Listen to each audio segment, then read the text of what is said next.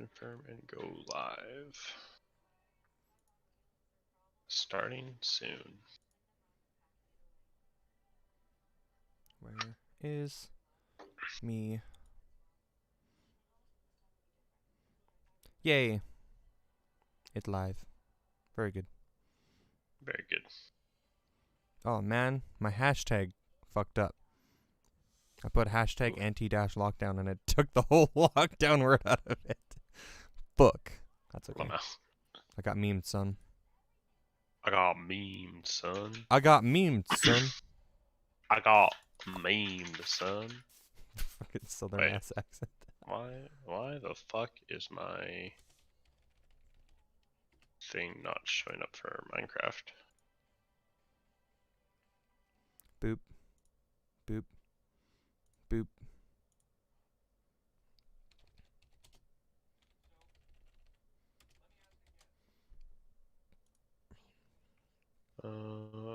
I'm trying to Very figure good. things out.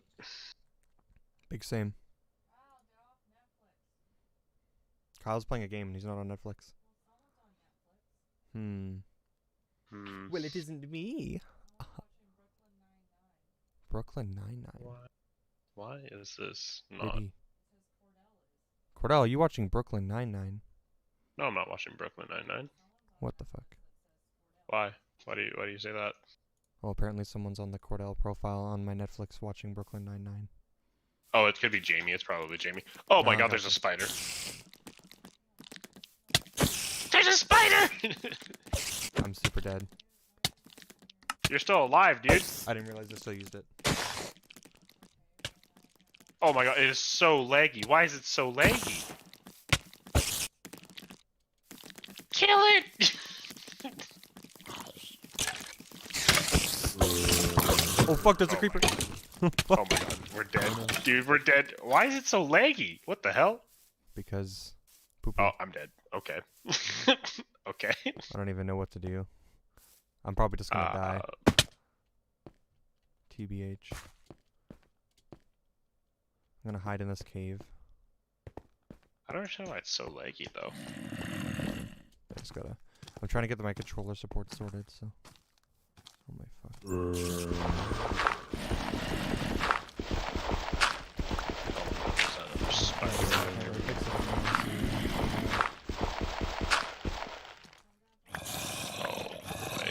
Okie dokie. Oh fuck. How do you fucking... Is that not,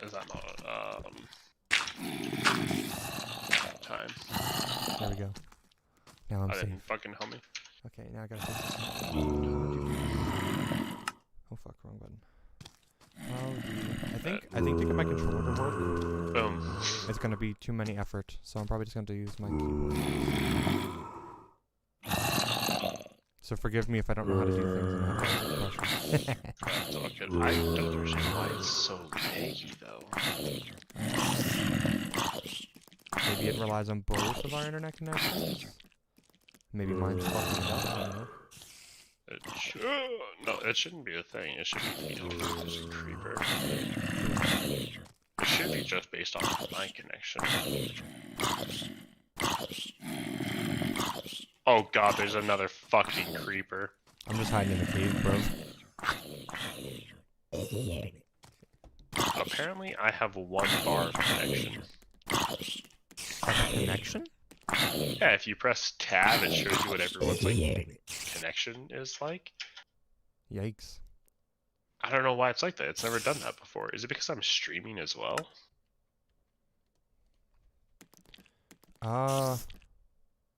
It shouldn't be.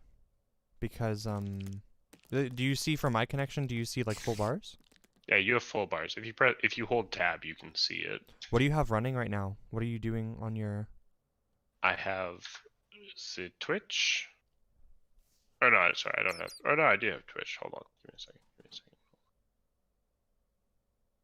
There we go. I have that off, and then I have, I'm not even Spotify, but that's open.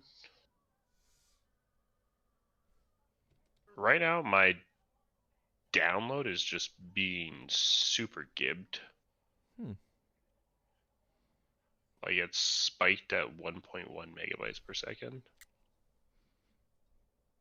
I don't know why it's doing that. I now have 2 bars.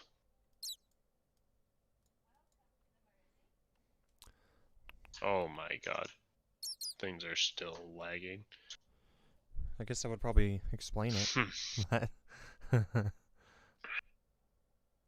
Oh no, I just like closed everything, so I'm at 2 bars. But it's like, is it because of like Streamlabs? it could be. Yeah, maybe you have something that's being really resource intensive, which is unfortunate. But I have no idea how to find out either. But it's like, I don't know. I've seen like lots of people like stream Minecraft on like Realms and stuff, and it's like not this bad. I would assume Minecraft is not usually bad. Maybe it could be. Well, no, we live pretty close to each other. I was gonna say maybe like your server connection. I don't know how that works with Minecraft, but I know that like when you're It's because Jamie's watching Netflix.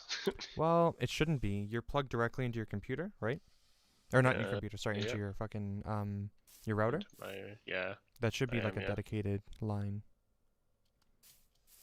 It shouldn't be impeded by anybody else's shit, you know? Ethernet 2. Oh my fuck. Destroy the tree. Destroy the tree. Down the left button. Is this the left button? It is. I don't know. Well, anyways, Destroy the tree. Tree.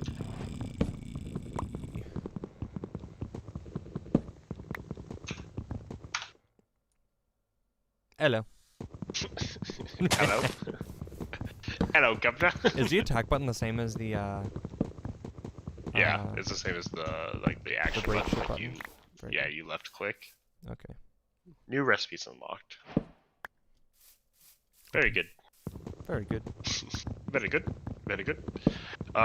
So probably, I don't know how much Minecraft you know. Well, I used to play a little bit.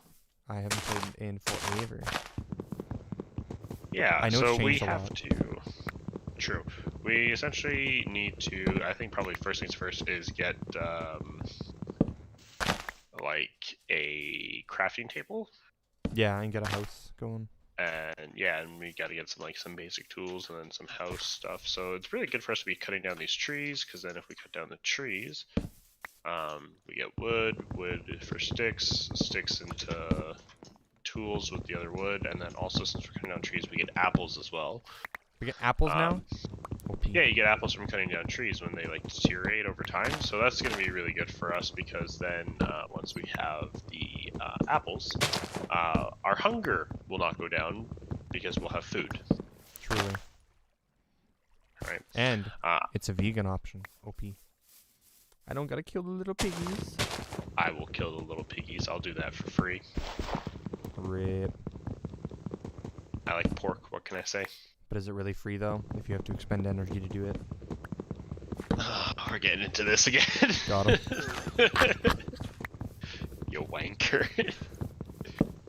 Is it really free though? In America, everything's free. America has the best freedom I've ever seen. It's American made. I'm just gonna plant some trees. So we probably want to find, I would assume, a house that's pretty, or we want to build a house that's not too close to like a mine, because we don't want to just have like monsters come and fuck our shit up. Do we want it near the water? I was thinking about it because that's pretty good for like farming purposes, and then also as well, if we put like a moat around the house, then when creepers go to explode, moat. When creepers go to explode, they won't do as much damage. And since we're technically in realms, we can like you can do a bunch of stuff with like mod packs and stuff like that, like download mod packs for the realm. Yeah, I noticed that was like the main what's the word? That was the main bonus to playing in Minecraft Java Edition. Yeah, I'm not super. Oh, bless you. I'm not super good with that stuff yet. I know Cruz is. Yeah, I have no fucking idea. We have our server. Cruz has a server, and on said server he has like a bunch of mod packs and that's the one that I play when I'm currently not on this one. So I want to talk to Cruz a bit more about figuring out the mod packs and stuff. Yeah, buddy. Because I just think that shit would be cool, Cool. Amazing. It'd be coolio mon julio. Oh, also you can get sticks from the trees deteriorating now as well. That's a thing that they do. I see. There's little stickies. Yes. Aren't those for planting new trees? No. Saplings are for planting new trees. Sticks are what we need to get tools and Maybe stuff. That's what I picked up. like what you are.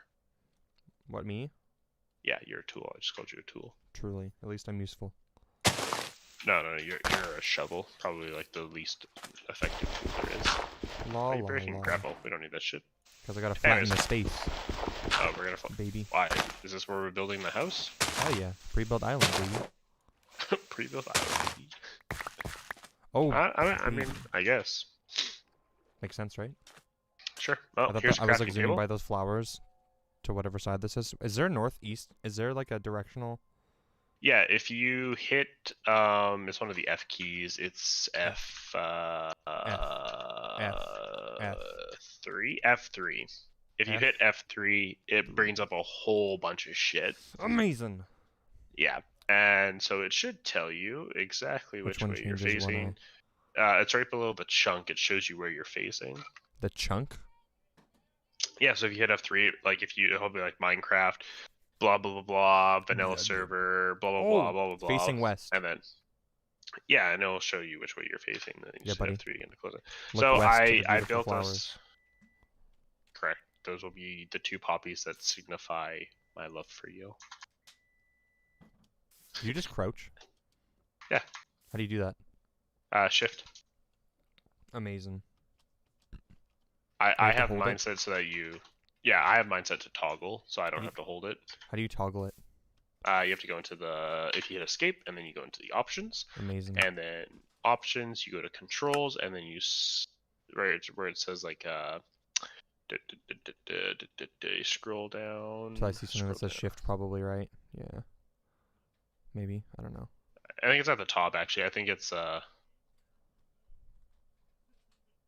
it's left sneak. shift. Yeah. Something like that. I can't exactly remember how I did it, to be completely honest. I click it. I click it. Oh, I get it. Anyways. I get it. Is that a lava pit over there? There might be a lava pit over here. Toggle. Ooh, F11 to toggle full screen. Very good. Oh, have you not been playing a full screen? Nope, I'm an idiot. Big brain. Well, I could have told you that. Oh, there's a fucking ender over there. That's what I was hearing. Bats. Oh, it's nighttime. Haven't built a house yet. Shit. What do? I'm gonna go over to where I think there is lava. It's like this place that's over here. Why? Oh, there is. There's a lava pit over here.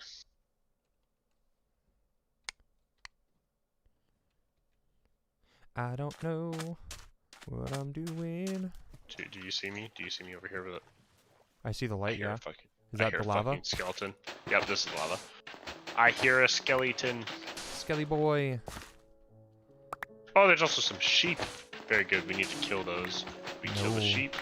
No. We need the sheep for their wool. We can kill them since we don't have iron right now. Can't you shear their wool? Yeah, we don't have iron right now. Unbelievable. So we're gonna have to kill them and eat them. Unethical bastard. Is it unethical to kill sheep? I don't know about that one. Neither of us are sheep. That is a very interesting argument about ethics.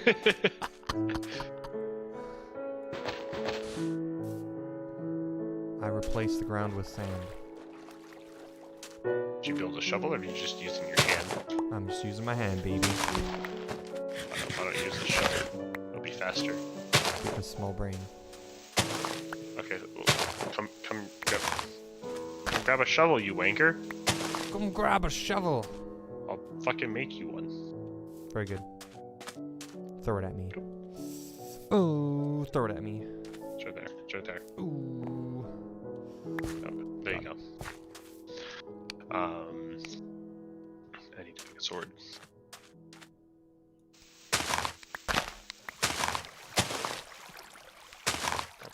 hit shift click. Oh, I've been hitting caps lock because I'm a dumb.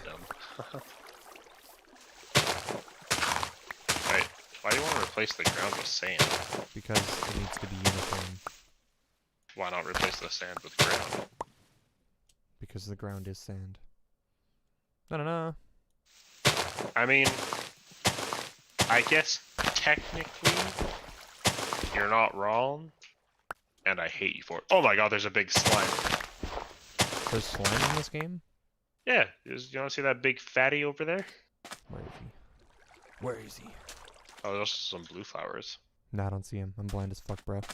But that's because you're not over where I am. I'm I on need top bigger of the glasses. tree. Ben doesn't have glasses. No. I need bigger glasses. You're not even looking. It's true, I'm not. Oh, I have some wheat seeds. Very good. We can start a wheat farm. Okay. Well, I'm going to go get us cobblestone so we can get better tools. Honest with question. better tools. Did What? you? Oh, you did. Never mind. Oh, iron. Yeah, very good. Did I what? I was gonna say, did you build the crafting table? the crafting table on top of regular stone? Duh. It appears you have.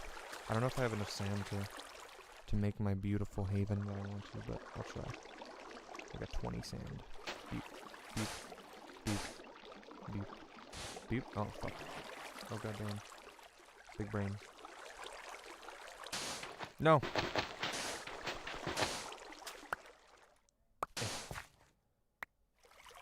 Absolutely terrible at crafting. That checks out. Quentin be bad at everything. Truly. No. No, don't do it. Don't do it.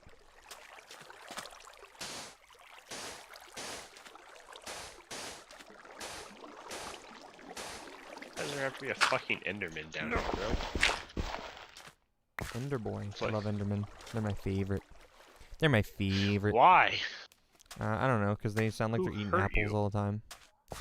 Sound like you're eating apples You know? all the time. It's pretty great. Is it? Is it?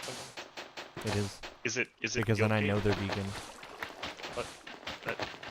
But they don't actually eat apples. It just sounds like they are. Mm. Your logic You raise is a good flawed. point. I cannot deny this.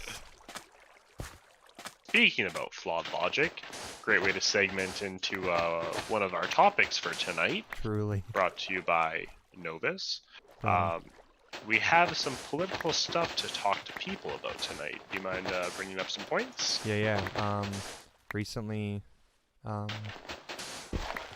Albertans have, Good old Albert. how do I put it? Been stupid? Been classic Albertans, I guess. I don't. Yeah, been classic Albert. For people who don't live in Alberta, think of Alabama. Yeah, that's my favorite one. Everyone always says Texas, but it's much more Alabama-like. No, we are much more like Alabama. People are like, oh, Alberta's like the Texas of Canada. I'm like, nah, we're closer to like people who live in Alabama. Exactly, baby. They just think it's very simplistic because they just think cowboy hat, Texas. Like, nah, man. Correct. It's much more complex than that. Much more complex. We have also much fuck our smaller sisters. brains. Just kidding. Well, not all of us. Yeah. Anyways, oh my fuck. Are you okay? How do I move? How do I move? I forget. WASD. Got him. I forgot that they could swim. Not good. So. Wait, who can swim? Yeah. So recently there was like a protest at the legislature for Edmonton, and also Calgary had one recently too, and it was a like anti-lockdown protest. Yeah. So I'm going in this with a little bit of like, how do I put this? Yes. Probably being like a little bit like uncharitable right off the bat by assuming that they're stupid, but Stupid is as stupid does. I don't know. I feel like it's very unlikely that there's gonna be very many like good points coming from that argument. Yeah. Fuck, that's a creeper. Mostly just based on the discourse that I've seen online for like lockdown protest stuff in general. Oh, there's a fucking witch! there's a very good likelihood that I will die. What is a witch? They throw potions at you. Yikes. This sounds much spookier than the last time I played this game. Oh, I'm poisoned and I'm slowed. Oh no. Oh no. Anyways, you were saying? Algae. Yeah, so they just had the protest literally on was it been Saturday of this week? Yeah, sounds about right.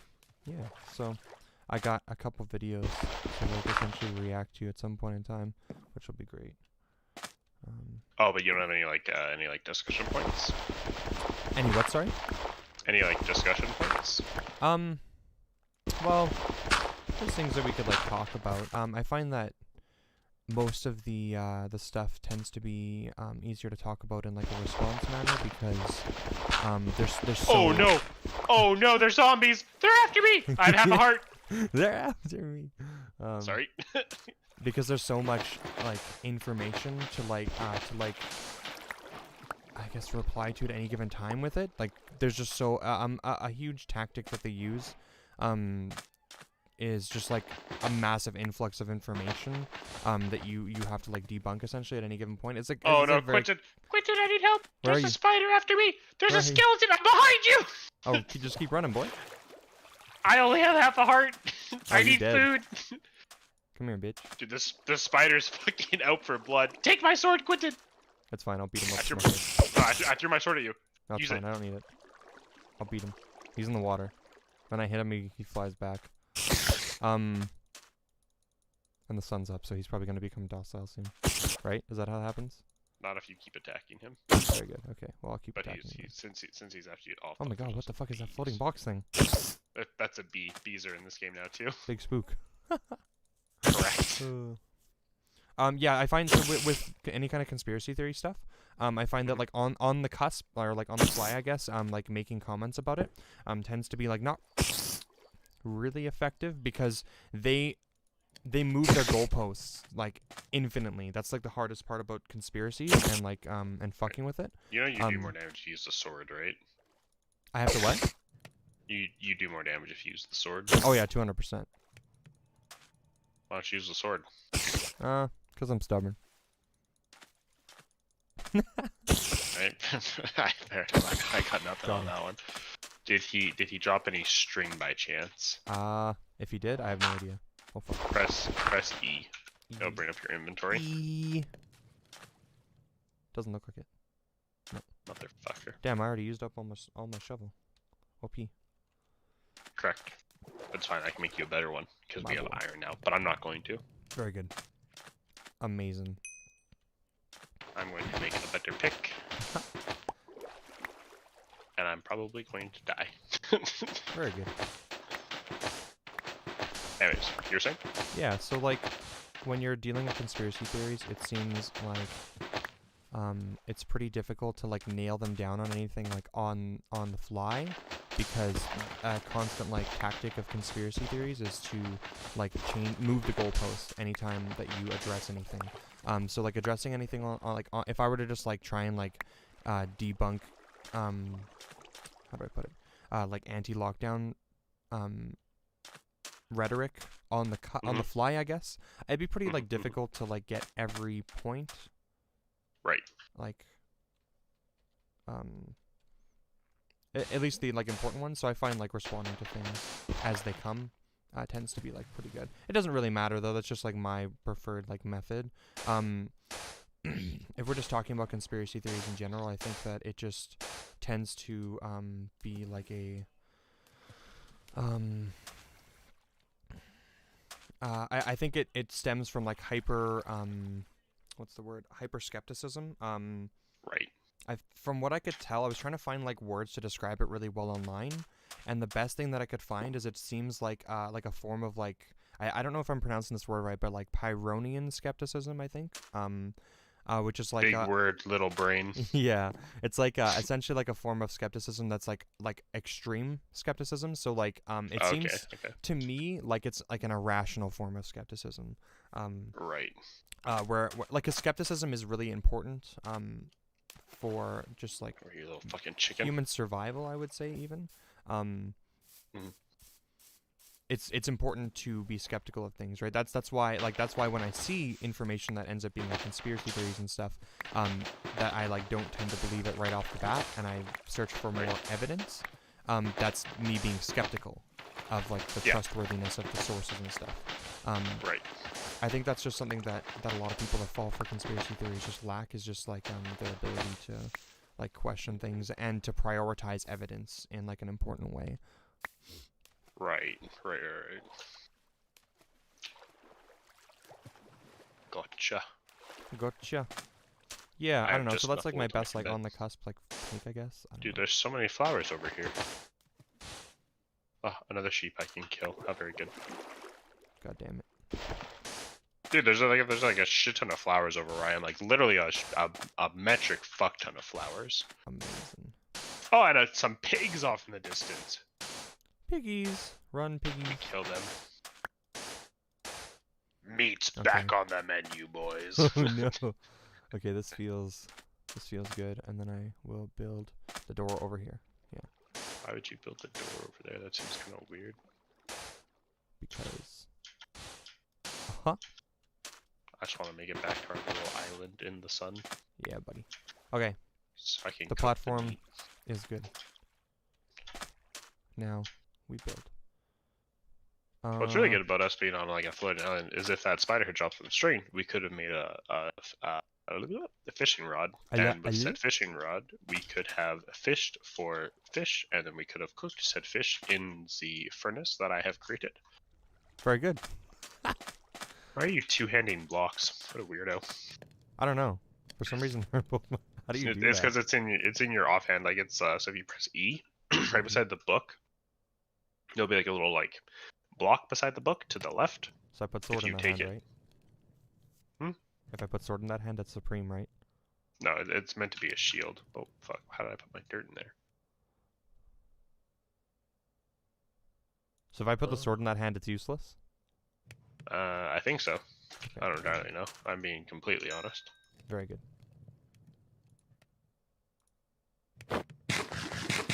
Oh yeah, where do I get apples from?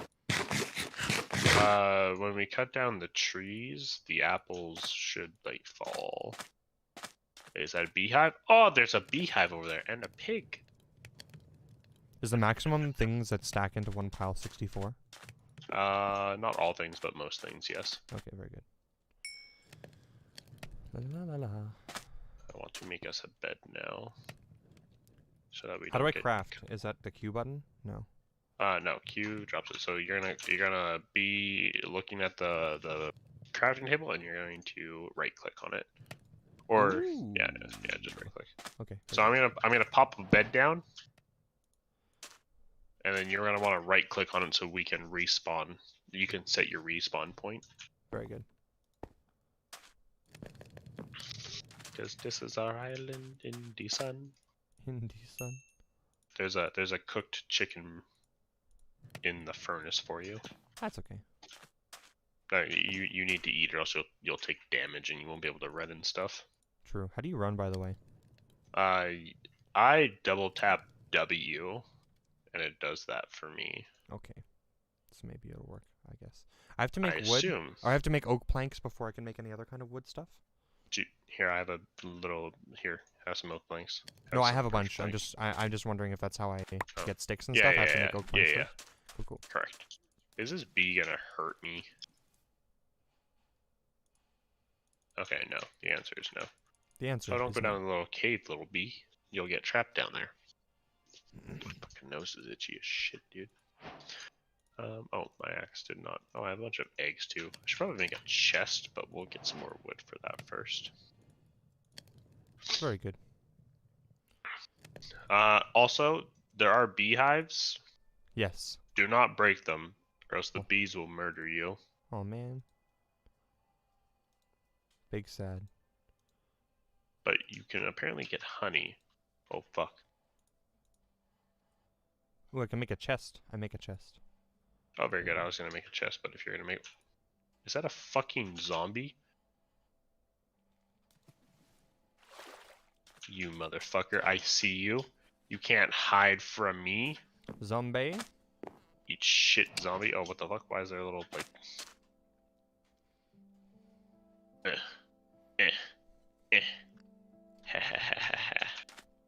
Very good. What's the best metal to, like, make my first weapon stuff out of? Iron. Iron? Okay, cool. Have you found iron any yet? is best. Yeah, I made an iron pick, and then I also made an iron sword for myself. Cool. Yeah. I go find. I just found some more iron. There's a cave near us. Make sure, if you're going to be digging up iron, you need a stone pick. Oh, so make I sure need to make stone first. Okay. Well, you need to make a wood one first. Oh, I need to make a wood one, and then I need to make a stone. Yeah. Okay. Yeah, so you need a wood pick to mine stone, and then you need a stone pick to mine iron, and then you need an iron pick to mine diamond. Intriguing. There's also like gold, and I think there's also like a bunch of like netherite stuff too, or like you can like there's like another.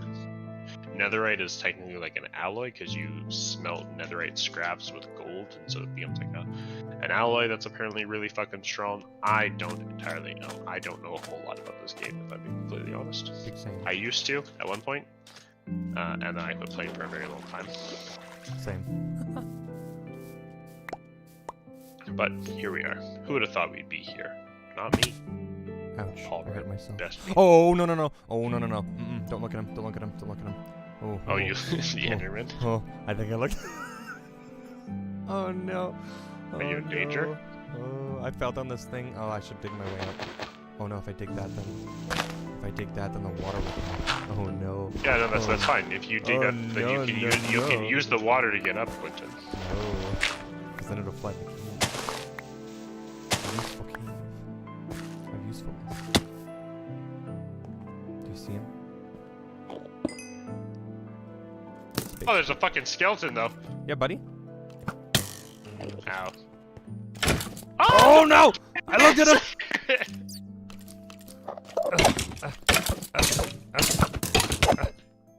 Hey. Is there friendly fire in this game? Yes. We can hurt each other. Can I go right up to him without looking at him? Yeah, just as long as you don't look at him, you'll be fine. Bro, he don't give a fuck. Did you sleep in the bed first? To Yep. reset your spawn point? Okay, very good. Yeah, man. Okay, so I need some stone. La la la. Dinner is ready. Dinner is ready. Dinner is ready. What's for dinner? Oh, it's Trina. Got him. I don't know what's for dinner, BB. I know we have like these like dill potato things, which look fucking sweet. Dill potato things, very informative.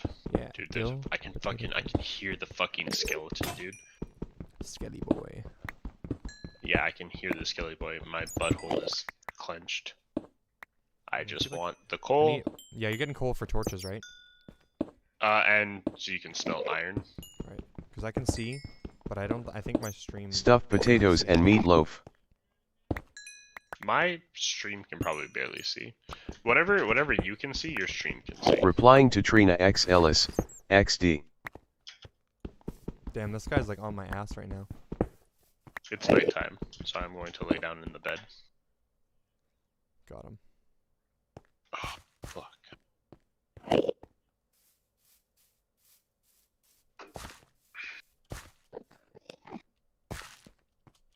Wait, do you also have to be sleeping in a bed for it to go to daytime?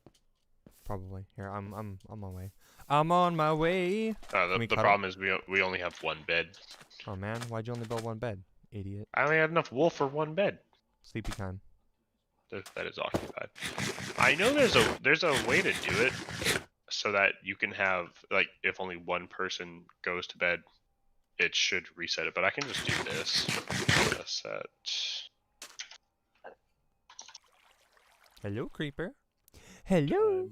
Hello, creeper. Hello. Set day. No, I can just do that. Did you just skip us a day? Correct. Amazing. It's amazing. Alright. Oh my god! Oh, fucking Christ. Did you look at him? No, I didn't. Very good. Oh, he was just getting triggered because it was daytime. Right. They freak the fuck out when that happens. Shit. Eat shit. There's 2 zombies down here. Hello, zombie. Hello. Oh wait, we should have torches for Thraley. I should make torches. Truly. Did you put the chest down? No, you didn't put the chest down. You made one, but you didn't put it down. What a guy. Truly. Big brain. What a guy. You know, I would like to say I'm surprised, but I'm not. Yeah. Let me tell you. It's brain. Not very big. Not very big. Oh no. What are you? I used to get myself by accident. To kill the zombie. Why would you use your shovel? Because I'm not a very wise man. Correct, I guess. Could you imagine using a wooden pickaxe to mine Yeah, it would stone? probably suck.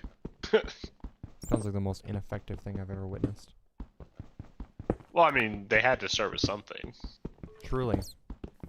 But also, that's why there's a mod pack called RL Craft where it's supposed to be like quote unquote real life Minecraft kind of thing. And so it's like you can pick up stones and stuff like that on the ground, and then you can use stones to make like stone weapons, right? Because that makes sense, right? There's a creeper in here, by the way. I just saw him in the top corner there. I mean, I have to get. Oh! Oh no, he's right. I'm fucked. Fuck. Oh, you're fucked. Got him. Baited. Bat.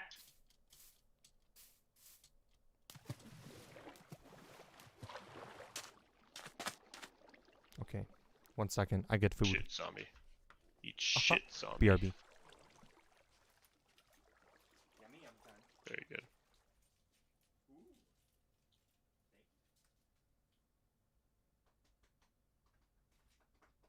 I gotta check something real quick.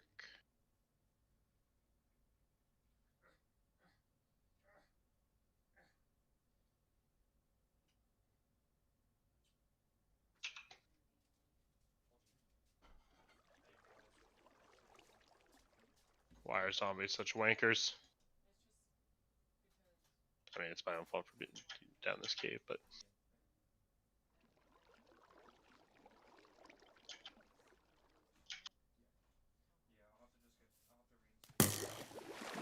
Are you fucking kidding me? Burn, you bastard, burn!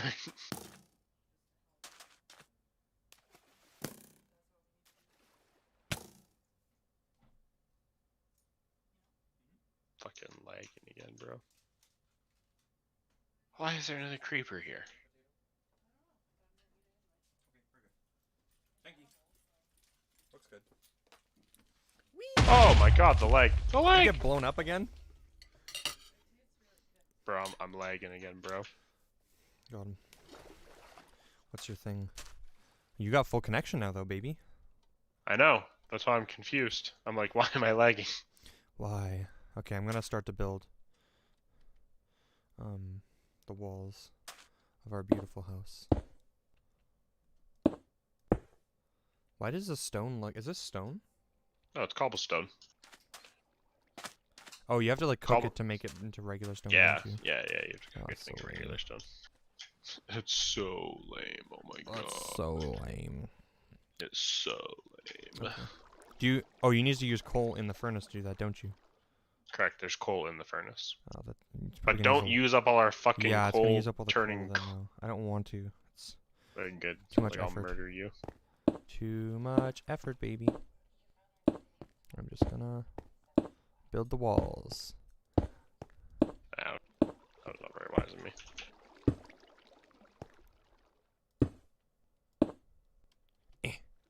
Y'all wanna fuck off?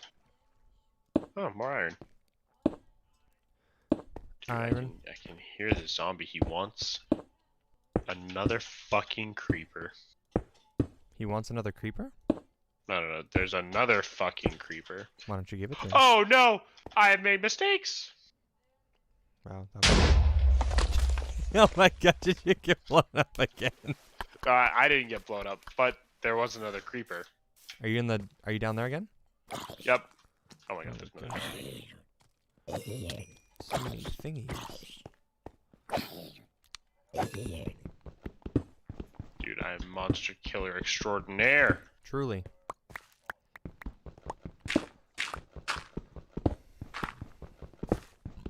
Master Beholder. Oh god, creeper. Ugh. Run away, run away, run away, run away, run away. Kill it, don't run away! Oh, fuck! Run away, run away. Oh no, he's following me. Ah. Get him. Yeah, get him. Yeah. Yeah, get him. Yeah, don't worry, I did. You run away! I'm like, kill him, please! Yeah, get him. He gets hit by a creeper one more time. Is probably going to die. Yeah, get him. Fucking wanker. Uh. Oh, there's some coal up here.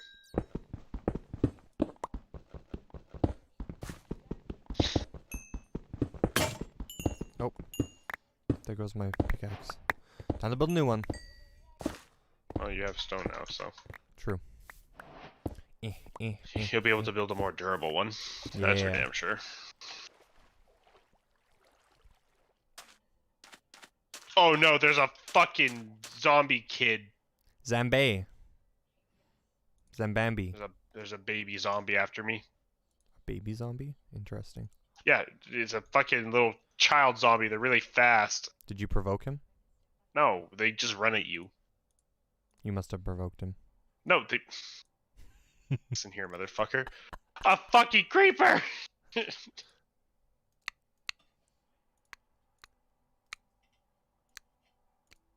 Is there a kill all creepers?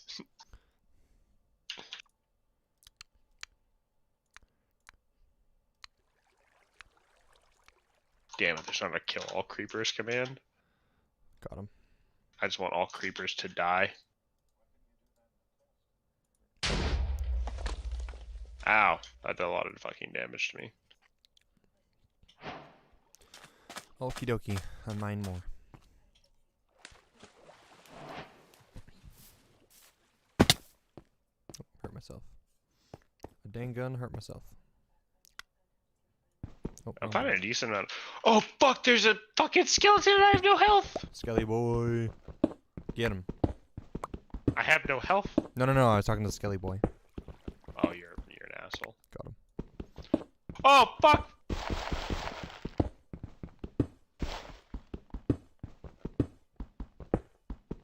I killed him. I killed him. I have no health again.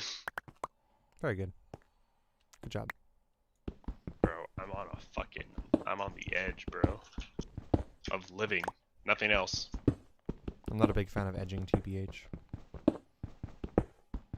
Alright. But you do you. I'm going to kill myself now. In a video game. Don't mind me.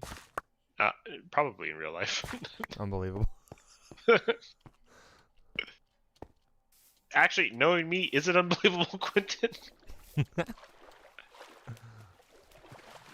Well, shit.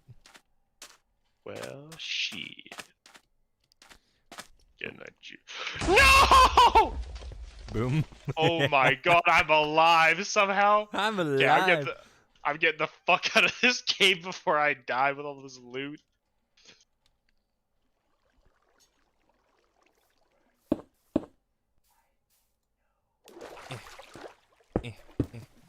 Nice walls, nerd. Thanks.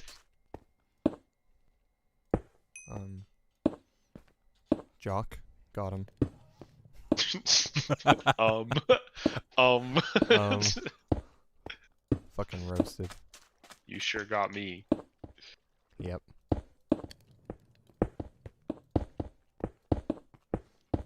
remember being in high school and like the what would it be, like classes, I guess, that we would like divide each other into?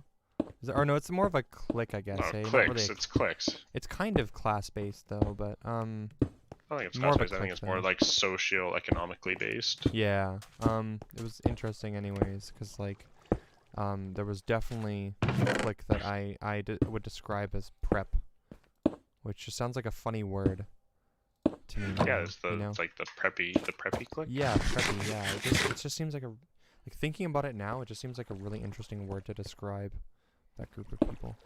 That moment when you have to eat rotten flesh to regain health because the monsters are just fucking dicking you like Johnny Sins. Giving you the good peener, eh? Oh, I ran out. Just I'm gonna make this dicking me bitch like tall so we Johnny can make a Sins. staircase. Oh, right here. You should probably have some sort of way to get back up there. Oh yeah, I'll make the staircase. That's how I'll do it. Oh, okay. That's not what I meant, but you know what? You do you. Exactly, I will.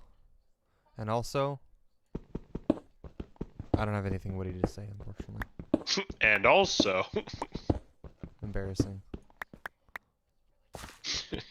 Can't see shit. and also, Don't you roast me, bitch. fucking, I'll do whatever I want. You can't tell me to live my life, Quentin. That's true. That's right. Rights I'm and my own freedoms. person. Rights and freedoms, baby. This is Canada. Rights and freedoms. You can't tell me to put a mask on my face. Free. Rights and freedoms. Dude, could you imagine? I wonder if people actually say this is Canada in the way that they say, like, you know, like this is the U.S. This is the goddamn America. United States. Could you imagine? I mean, there's I bet you there probably is. some amount of rednecks that are out there being like, this is Canada. This is Canada. God, how embarrassing. In Canada, we speak English.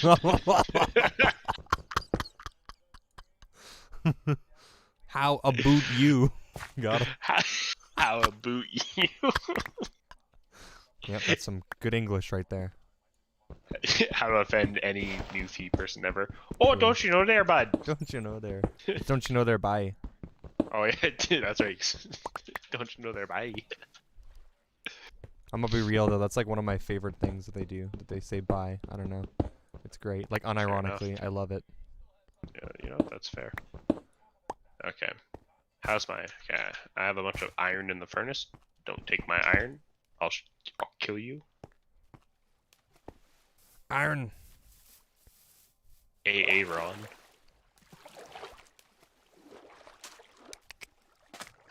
Fuck your chicken strip, zombie. Click. Another zombie. Oh, I have to do this, don't I? Oh, he hit me. No, it's not. He hit me, Jenny. Oh my god. Oh, I see a spider. I see spider eyes in the distance. I need to kill the spider. And then we get some string, we get some fish, we cook said fish. No more hungry No. Cordell more and Quentin. hungry. Very good. Oops. Bro, it's like, why are people even starving in real life? They can just fish. Oh my god. No, Cordell, no. Oh, hell yeah, we got 2 string. I think I need... Are you sure that spider didn't drop any string? I don't know. Not that I can see. Press but... EOB in your inventory. Oh, right. Yeah, no, there's no string in my inventory. No string. You sure you're not just a puppet? There Pretty are sure, no strings on me. But, like, who knows? Oh fuck, oh fuck. I'm being surrounded. Oh, I dropped my sword. I fat fingered my sword drop button. Big brain Cordell. No, small brain Cordell. I got my sword again. We did a drive by. Y'all yeet. Yeah, Goodbye. motherfucker. Aw, skeet, goddamn. Except I want to fight these zombies. Oh my fucking god, they hit me. I just want your rotten foot. No! So that didn't happen. Got him. Time to do a drive-by and get all my shit.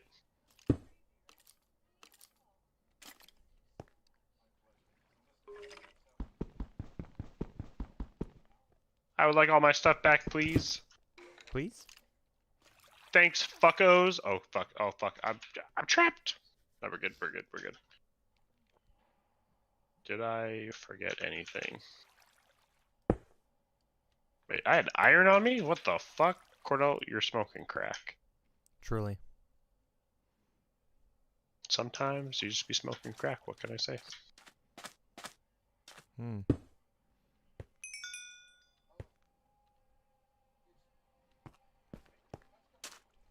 You like my staircase? Sure, Quentin. Thanks. Whatever makes you happy. I worked real hard on it. It's functional. It's functional. Ooh, it's functional. I think I need to do shut the fuck up. You ready to see some shit? I don't think so, actually. Oh, no! Get shot in the ass. Oh, I thought that was you. It's like, why are you shooting me? I'm like, why? Would I shoot you, Quentin? Does that sound like something I would do? 200%. The answer is yes for all those wondering. Got him. How do you build a shield? Is it like that? No.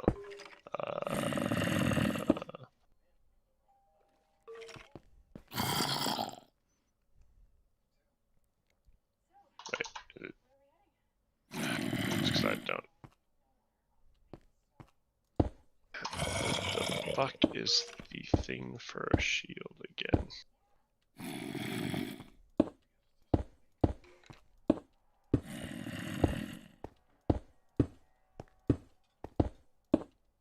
I can just hear a zombie beside me. Yeah, there's a zombie. Shield. Yes. And there's still no door. So like Stairs that? are more important. Oh, hell yeah. I fucking knew it. Knew it. I have a shield now. Look at. Oh. Oh, yeah. You do have a shield. Good job. I can block arrows. Oh, no, I don't need a metal. I have iron armor. I am metal. I am metal. I am. I hope you get shot again.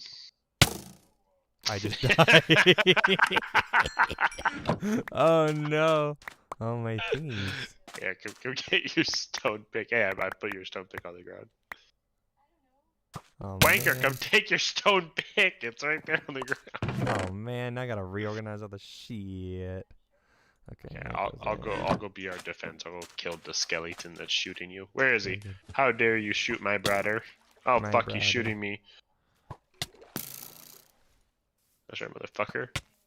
Wait, this motherfucker's. Oh, I was like, he's in the ground, but he's not.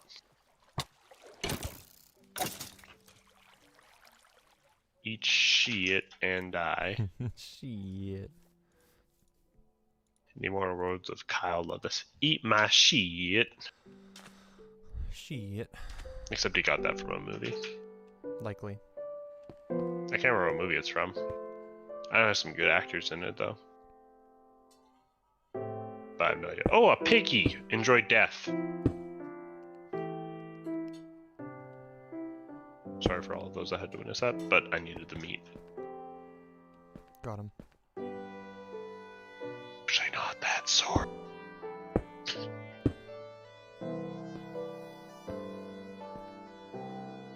Yeah, buddy.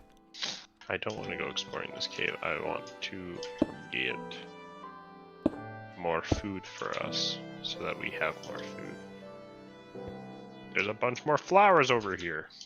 Oh, I gotta get all my shit that I dropped. Because I apparently exploded. Correct. When you die, you explode. Oh, there's a fucking Enderman. Ender boy. I'm not equipped enough to kill him yet. Yet is the key word. Truly. We'll need those eyes of Enders at one point so we can go kill the End Dragon. Oh, squids. Too bad they don't give you anything but ink sacs. How incredibly useless.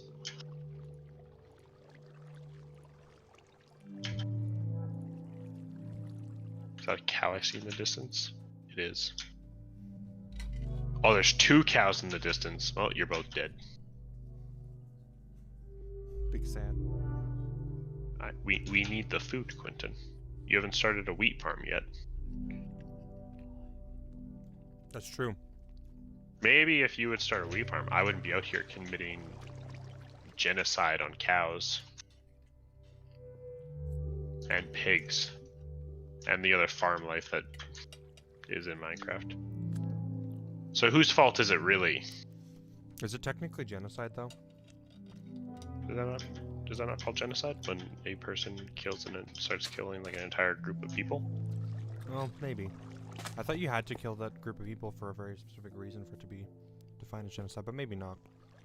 Maybe there doesn't. I mean, the specific reason is I need food. Works for me. I guess it's more sheep to kill. Very good.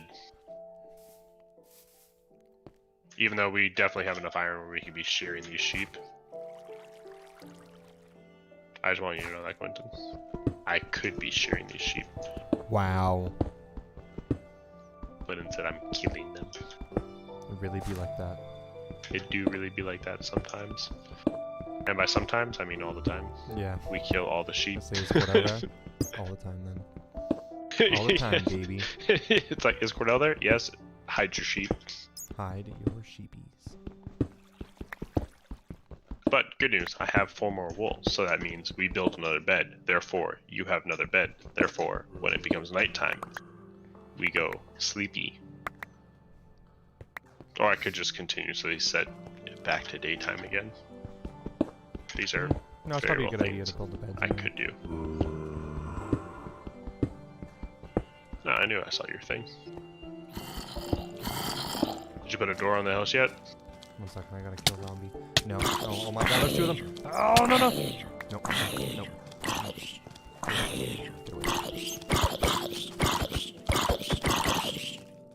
Dare you plague my brethren. I got you, fam. Dang. Unlike me. Correct. What the hell? Is there another zombie? Oh, there's. Amazing. Thank. I'm pretty sure you hit me there. I probably did. I was just swinging like a motherfucker. I'm just swinging, brother. Hey, better swing. Stop. Why? Wait,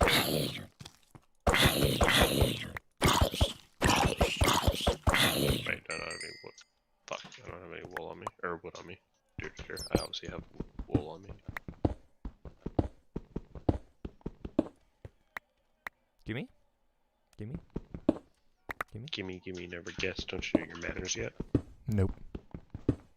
Checks out. Honestly. Truly.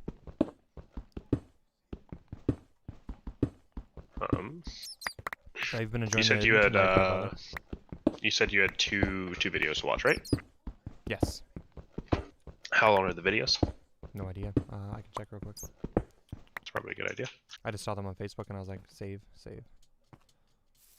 Just because I'll be ending the stream in roughly an hour for myself. Gotcha. Yeah. So probably a good time. Yeah. Let's go here.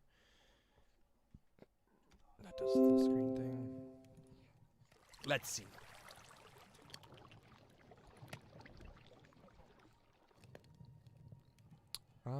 Okay, so one is 23 seconds long. It's very short, and the other one is 35 seconds long.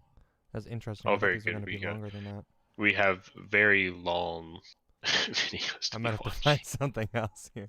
That doesn't seem like very much. I'll just look up the Walk for Freedom tag. Oh god, it shows me.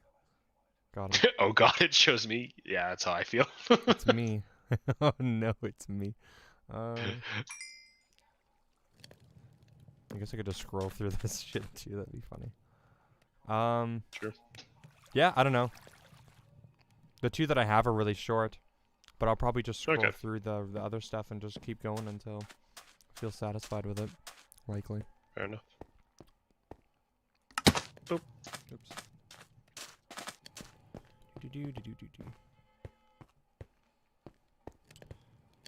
So you enjoying the Edmonton life? I am actually, yeah, it's pretty nice. Very good. I know the boss was like, he's like, hey, you want to work some overtime today? And I was like, I would say yes, but I was like, I have places to be at like 5 o'clock, like 4:30, 5 o'clock. Yeah. I was like, and that's like, I don't know, I hate saying no to like when bosses ask you to work overtime because I think it just looks really good if you say yes to working overtime. Yeah, it makes you, I don't know, like, it shows that you... It shows you have, like, drive. To help out when they need help and stuff. Yeah. But there's also the layer of, like, then you don't have, like, you have less free time to, I don't know, it's a balance. If I have nothing to do, then I'll be like, yeah, but if I have plans, then I'm not going to. Yeah. I think the main thing is just like not feeling bad about it. That's fair. Or trying not to, anyways.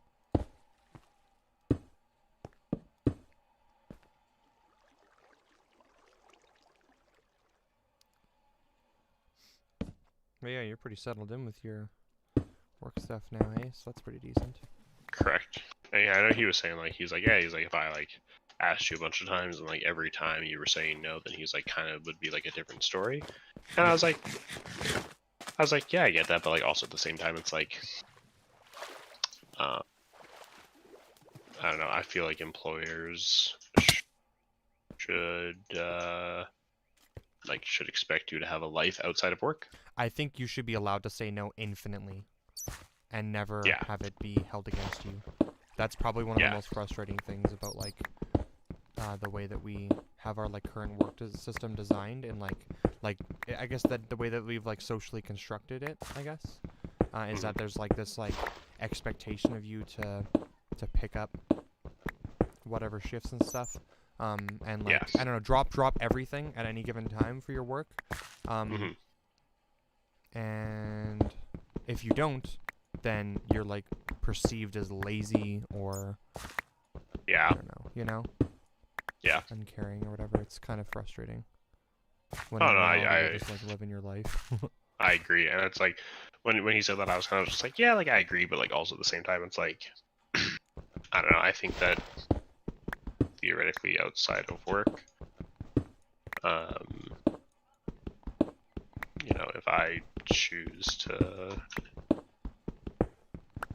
like if I choose to say no to overtime, then it's like that should be of no fault of my own kind of thing. You mean it shouldn't like harm you negatively?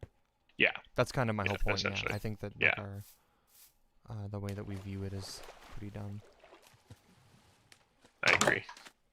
But it makes sense. I don't know. It's based on the system, unfortunately. Which bed am I supposed to sleep in, by the way? Matter. I put plates down for us too, so we don't have to keep clicking the door. We can just literally be like, it just auto opens. Oh, amazing. Will that activate when the enemies step on them?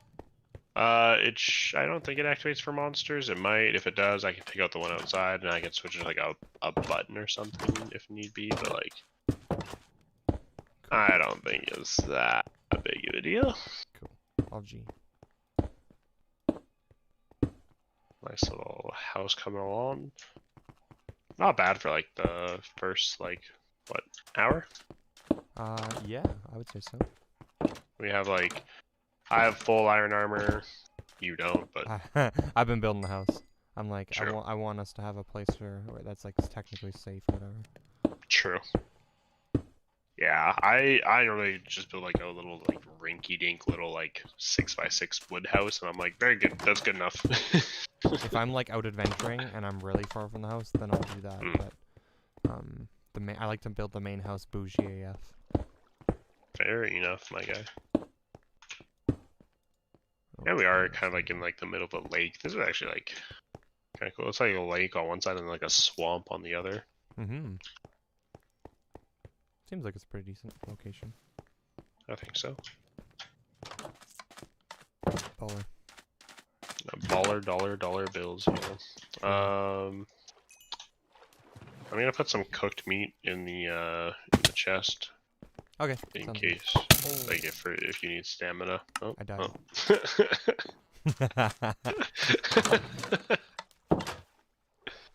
And I think I'm gonna go back into the cave there and see what all I can find. Oh no! Well, I feel like there was a creeper there. Stop. Those boners are pretty easy to kill. Correct. I think I picked up all my stuff. I don't know. Who knows? But I would hope you would know. It's your stuff. That's true. I would also hope that I would know. Correct. Oh, very good. I want to build another pickaxe. There should be some iron in the chest. That's okay. I'll just use cobblestone still until I find some more iron. I just found a bunch of iron.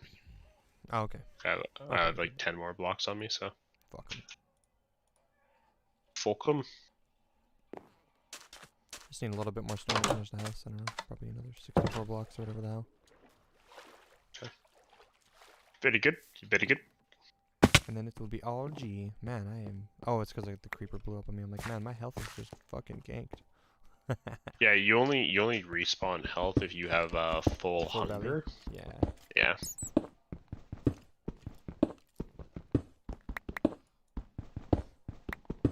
Baller. Dollar bills, yo. Are you at a point yet, like, in your life where you feel like, I guess, like, what is your opinion on, like, overtime generally? Is this something that, like, you feel like you like to work? Like, you would, like, go out of your way to, like, ask kind of thing? I'll put it this way. If it makes my job tomorrow easier, then I don't see an opinion why not, because it's like... So that's, like, selective overtime then, like... Yeah, because it's like... Really like you working overtime to get bank, it's you working overtime to finish whatever you're doing so that you're not fucked the next day. Yeah, because it's like... I look at it, and I look at this the same way, like, if people take, like, days off and stuff like that, including myself, where it's like, okay, so it's like, if I take a day off, for example, right, theoretically, that's one less person there, which means that's less productivity that's being accomplished, correct? Yeah. Now... Or less, like, potential productivity. Yeah, less potential productivity. So that potential productivity has to come back in some form, like, it doesn't just appear out of thin air. Right? Yeah, I mean, if you want those tasks to get done, I guess, and you have that, like, amount of things, then yeah, you could say that it has to. Right? And then, so it's like, so if I take a day off, then it's like, the work that I would be getting done, if, let's say, it's a busy day, right, it's not going to get done. Right. Are we assuming that this is based on just the fact that they don't get somebody to, like, replace your shift when you take a day off? Yeah, because I would say especially right now during COVID, where people are working from home, and it's just like there's just X amount of people that are like in the store and stuff like that, and we only have X number like of employees, kind of thing. Yeah. At least like for where I'm working at, and I'm just not going to name any names for job's sake. Just like something like, 'cause I don't know how the job. Yeah. Vague. Yeah. And so it's like, to my understanding, we are at like a pretty good capacity for like numbers. Like we're kind of like all hands on deck except for the people that are like working at home, kind of thing. Numbers being like employees or sales? Yeah, employees. Okay. I would say our sales are pretty good too. I don't think our sales are bad, because if I think if the sales were bad, they wouldn't have let me transfer. True. Right.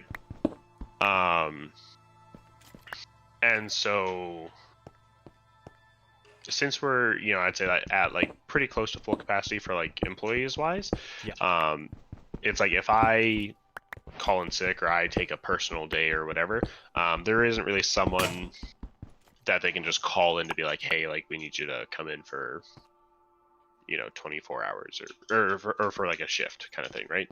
Right. Like it's just not a thing, at least to my knowledge. Yeah, because I know like we were spur of the moment like call. Yeah, because like we were down a guy today and we didn't call anyone in to fill his shift. So like I said, I'm going to just assume that we are at like full capacity for employees. Yeah, I would say that it's like a more common thing, especially when you're going through like COVID times and stuff like that, where you'll have employers that like if somebody takes a day off or whatever, they won't go out of their way to like get the shift covered, unless they're like doing something very, very I don't know, something. And at least like for where I work and like what my job is, it's like it's different than how it was at like past places where I work, where it's like we have people that like have like days off. Like we all work Monday to Friday, 7:30 to 4:30. Like there's no like stagnated shifts. Like, well, I guess there's like a little bit of stagnated shift, but it's like those people that are like the shifts are stagnated. They start at 8 instead of 7:30, and they work till 4:30. So it's like the building closes at 4:30. That's it. There's no like reserve people that we can call in if need be. Yeah, for sure. It just is what it is. right? And so it's like if I take a day off, then in theory the productivity that I would have contributed to the company or to like even just my shift is not where it could have been because I took a day off. Yeah, it's just absolutely lost, essentially. Yeah. Right. And then so because of that, it means that someone else has to either work harder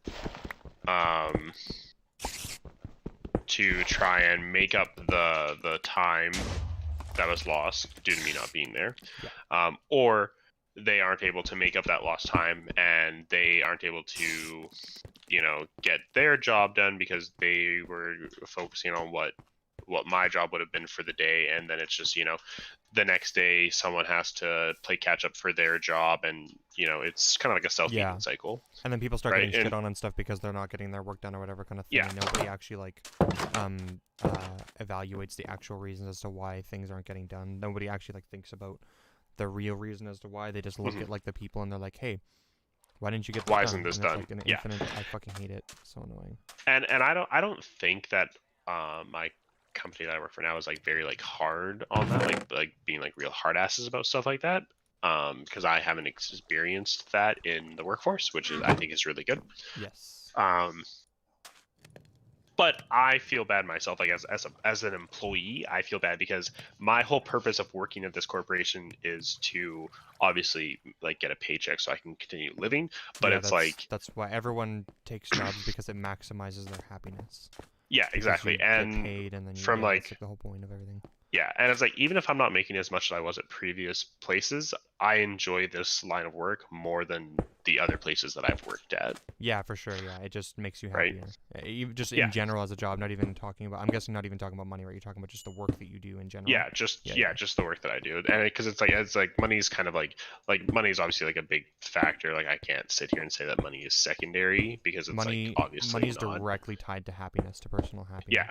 There's been studies done that have shown that it fluctuates based on where you're at, because money, like the value of money is different depending on where you live, based on because of like currencies and stuff like that, and like local economies.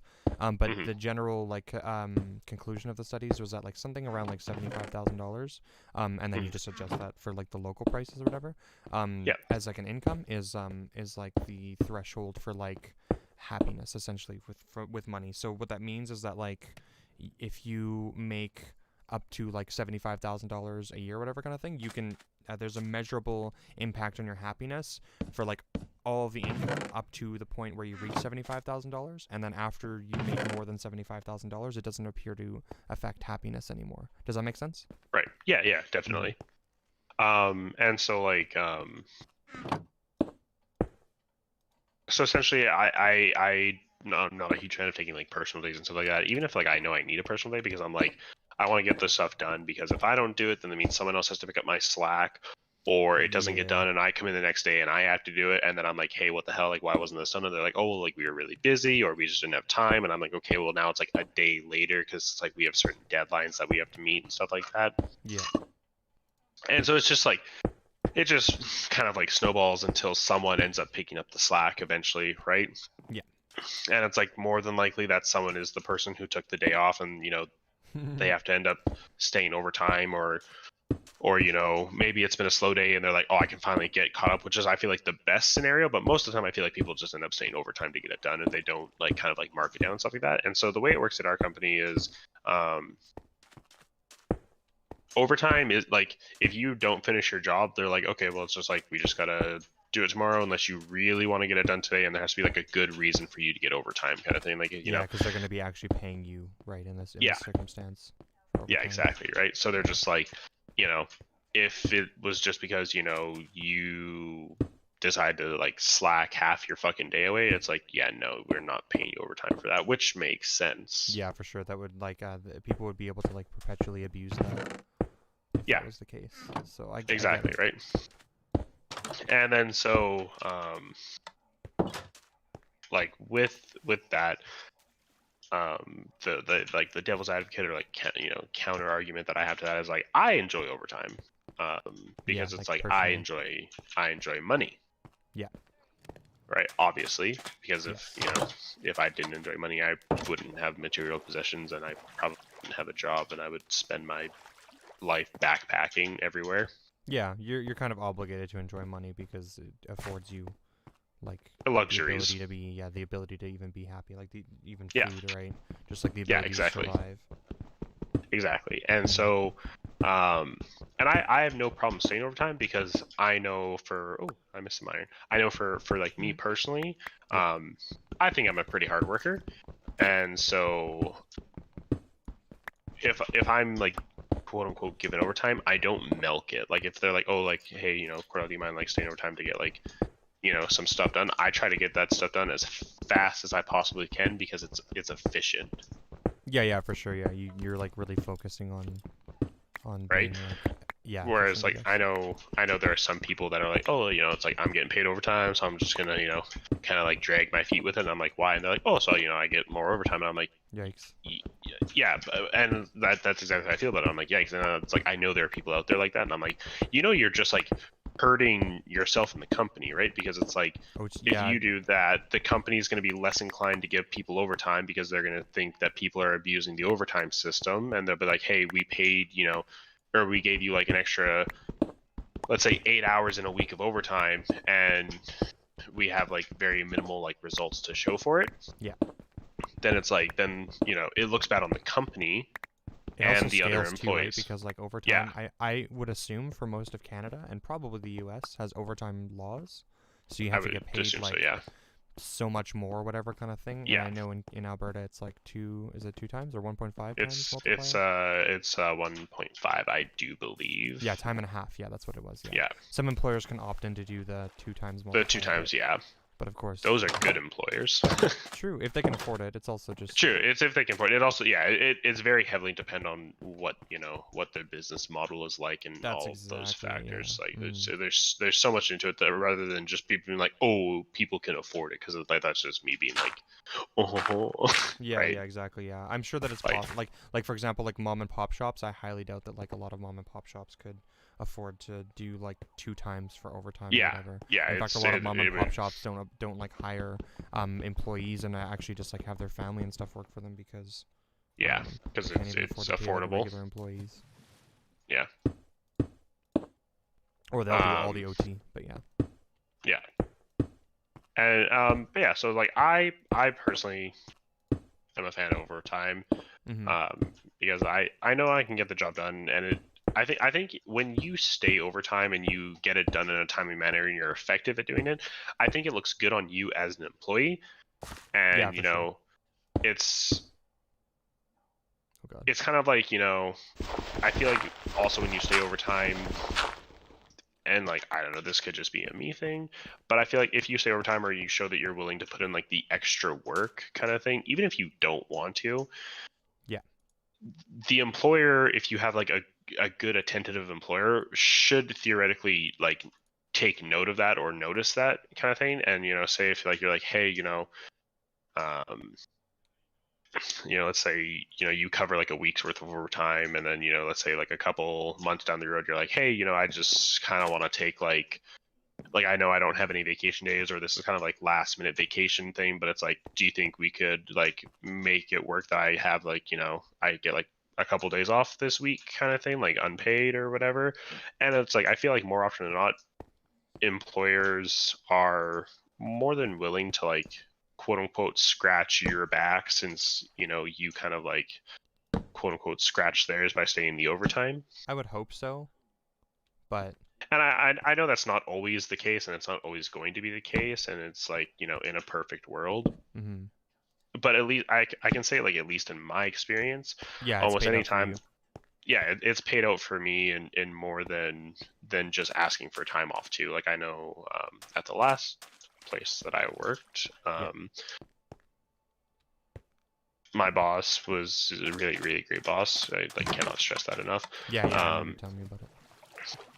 He was just like, if you want to work overtime because you feel like you didn't get enough done, that's fine, up to a certain point, obviously. Like, again, he's like, if you're just dragging your feet and fucking la-di-da-di-da throughout the day, then just getting he's like, paid to do literally nothing.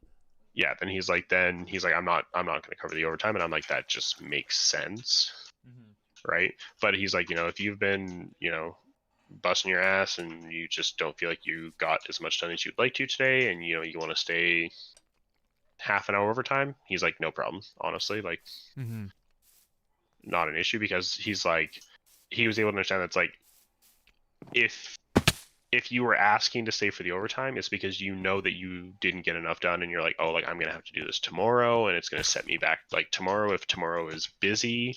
Yeah, right? I know the And feeling. When I was like in produce, running produce, it was pretty much the same thing. I had this mentality of like, if I leave things, and like for tomorrow, then it's just like it becomes like this infinite cycle of yeah, it's just a self-eating cycle. Yeah, of just not good. Yeah, exactly. Yeah, it just piles up and piles up and piles up. And and there's also like a limit to it too, where you can't just like never stop and just continually like, like continually like infinitely work either. There's definitely like a balance to strike. Yeah, definitely. And I know, like, me personally, fuck, creeper just blew up. Was that over by you? Yeah, I almost got killed. I need apples, baby. I know for me personally, like, I have a pretty high like work ethic and like work drive, and like I know, like, I've only been at my position, like my current position, for like a couple weeks now. Like, this is literally like my third week, and my boss is like already giving me like a decent amount of praise, being like, oh, like, our productivity has like gone kind of like really high since you started, kind of thing. Yeah, I think that's pretty important, like having like a good reward system where you feel actually rewarded. Yeah. And so it's like, I know like today, like when I didn't stay the overtime, like I theoretically, like, it would have looked really good if I did stay the overtime. Yeah.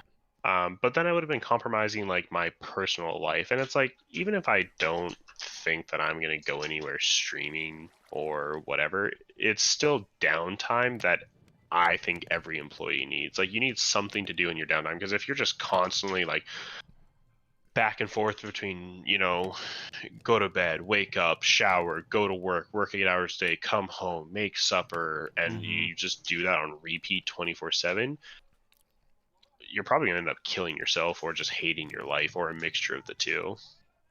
Yeah, I think because it's like, it definitely creates like a measurable like lack of happiness.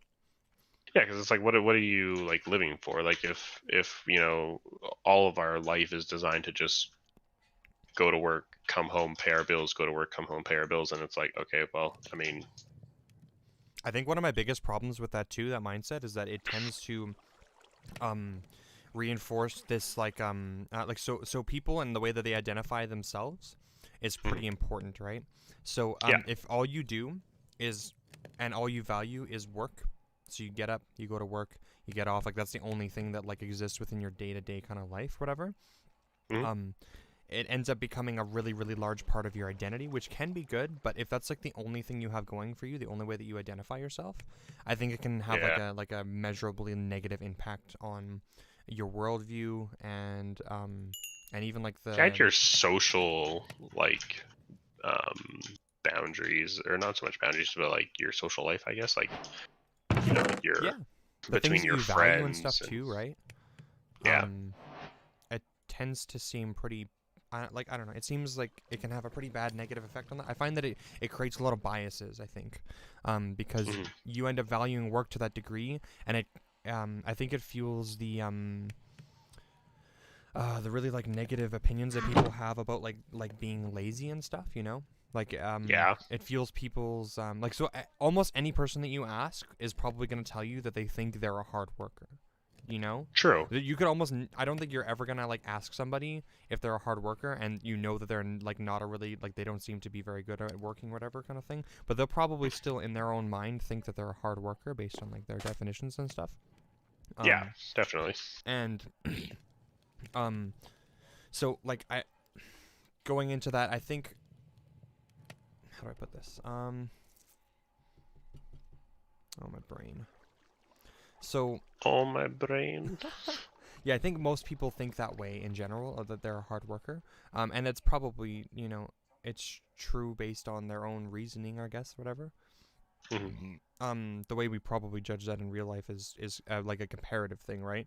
If everybody was not very like, if say productivity wise, like one person can produce one brick in 1 hour kind of thing, and that was like our standard, then we would assume that like anybody moving at that pace we would consider to be like a hard worker, I guess, right? If that just seems to be like the average that we have going kind of thing. And anyone making like 1.5 bricks in an hour would be considered like a really hard worker or whatever, right? So it's probably largely dependent on the environment.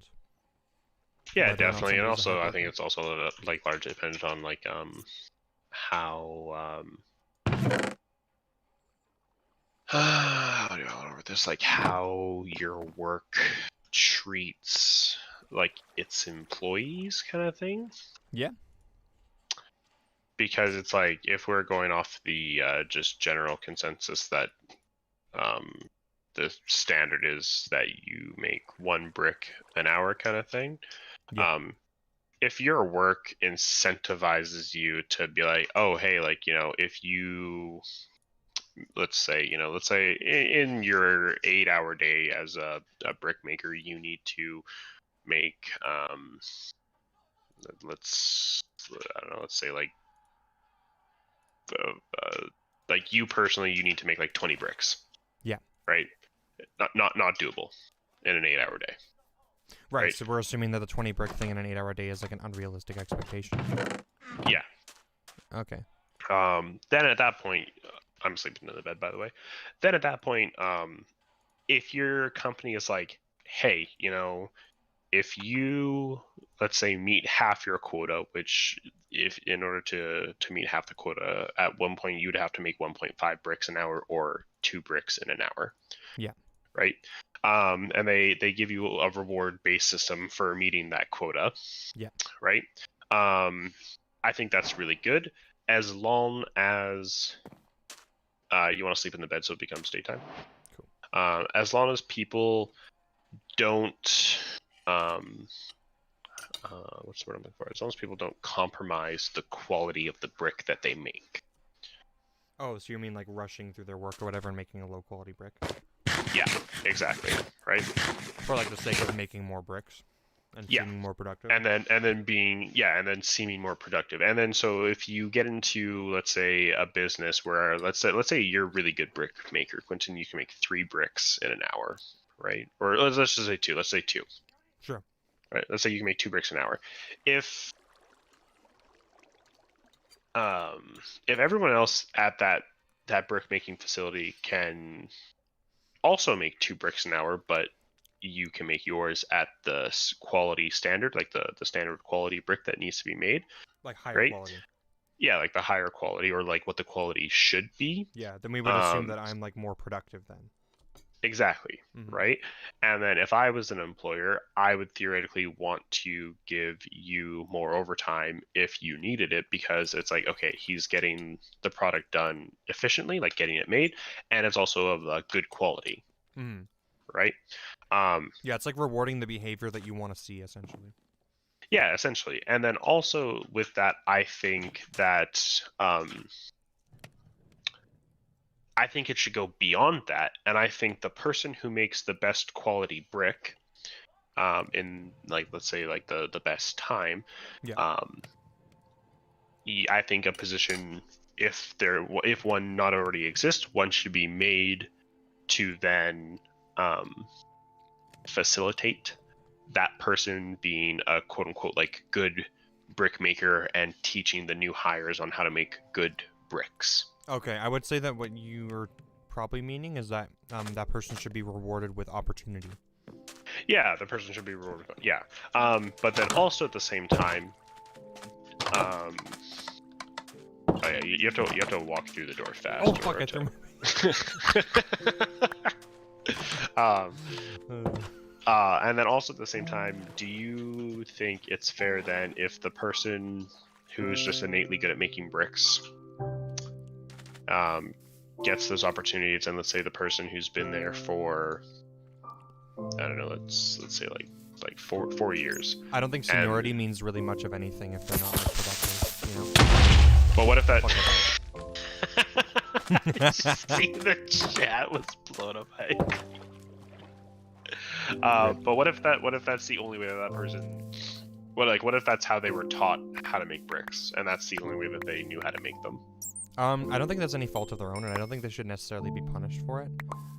Right, and then, but if you come along as the better brick maker, and the employer is like, holy shit, like Quentin's so good at making bricks, I want to give him the opportunities to,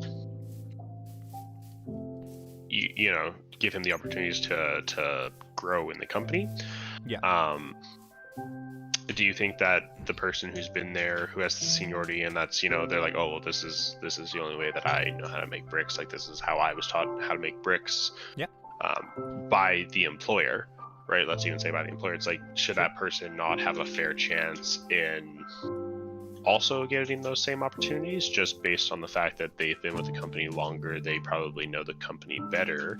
Yeah, I would assume this is like something that would that exists already, called like, I don't know if there's a name for it, but it'd be like a fair hiring practice, essentially. Yeah. So what's the word? I know hospitals do it for at least in Alberta, hospitals do it for like hiring. It's like a competitive system. I don't know what maybe the word is competitive system, but essentially what it means is that like they try and set it up to be as fair as possible, so that like anyone can apply, and then they interview. I think they have to interview everyone, maybe, or something, and just like essentially give everyone as fair of a shot as possible, because a lot of times or at least this would be the most ideal system, even if this doesn't exist. So you should probably interview everybody, just because I don't think that resumes are like a really good, like I don't think you should judge an employment or a potential employment or employee Just on the resume. Based on the resume. I think that you should give them like as much equal opportunity as possible, and obviously going through resumes and just like immediately discluding people just based on like a piece of paper it seems pretty dumb. Correct. Like, for example, if you're hiring for like just literal general labor, and somebody hands in a resume and they've done nothing but general labor their whole life, but they have absolutely no fucking clue how to write a resume, then they're gonna like get punished for that, essentially. Oh, you okay? I fucked with the bees. Oh no! Don't come back here. Keep your bees away from me's. Oh, the bees have angry eyes. Oh no. I go inside. Are they following me still? How did you... No, how did you... Did you hit the hive or did you break it? Oh, I break the hive, bro. Big peener. Bro, you're fucking wild. Truly. I was like, what is this? I'm gonna fuck with it. What is this? I'm gonna break it.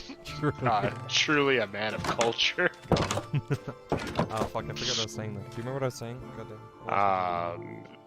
Equal opportunity, fairness, opportunity, practicing. Oh yeah. So people with resumes and stuff, if they don't have the ability to like write a good resume, then like it would be unfair to like just hire based on only resumes. So I think you should probably give them the opportunity to, like, an equal opportunity to have that interview, because otherwise there's a little bit of like, I guess, unfairness that happens. Right. So that would probably be one thing. And I have a fishing rod. Ooh. Very good. I got stuck. And then yeah, and then at least they have like as much of an equal opportunity as possible. It's still very likely the other person's probably going to get the job because they would probably be more qualified. Like, I don't think the time makes you qualified, if that makes sense. And I don't think that that's unfair to say. But I do think that there's a huge problem with how employers like treat a lot of their employees, and that they don't feel what's the word? Valued. Right. But I think that's kind of like a separate issue. Like, whether or not you are given like opportunity to grow in your company, like to a job that's like more complex or with more responsibilities and stuff, that largely depends on your capability. I would hope it depends on your capability, and as long as there's good like hiring practices for like internal hiring and internal like making your way up the ladder, it should be fine. Right. And of course, there's going to be lots of examples out there of companies that don't do that properly, that have like biases and stuff. I'm sure there's lots of bad biases too, like racial biases and stuff like that too, right? That don't even have to do with like anything that's really tangible. But Yeah, implementing systems like that would probably be good. And then that's probably the best that I could say. And then as long as people, like, it seems like people are given the biggest opportunities to be recognized for the things that they actually do. Mm-hmm. I don't know. I guess that's my take on that. Fair enough. Oh, I need an axe. For what? I need an axe. Do you need to ask me a question? Fuck. You got me there. Let's see. But yeah, let me see. Probably. Did you want to maybe do the React stuff now, I guess? Yeah, we can do the React stuff. Cool. I will Let me come in. Let me come in the house. Ooh.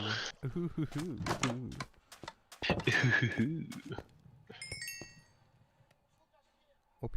Bro, we have so much iron now. I know. I saw your big ass stash. Bro, I have a stack and some, and there's still 40 some in the furnace. Oh, it's 20 some. Furnace. I put the iron in this chest. Also, I moved our beds upstairs, and I gave us each a little like dresser beside our bed. OP. Oh fuck! How do you make an axe? So you 2 sticks. So if you type the green book. Oh, I got it. Never mind. Okay, but also if you type on the green book, you can just type in what you want to build. Okay, and then it'll like tell you what you need. So it's like, yeah, and then you can it will tell you like what you can build, like the materials that you have. Okay.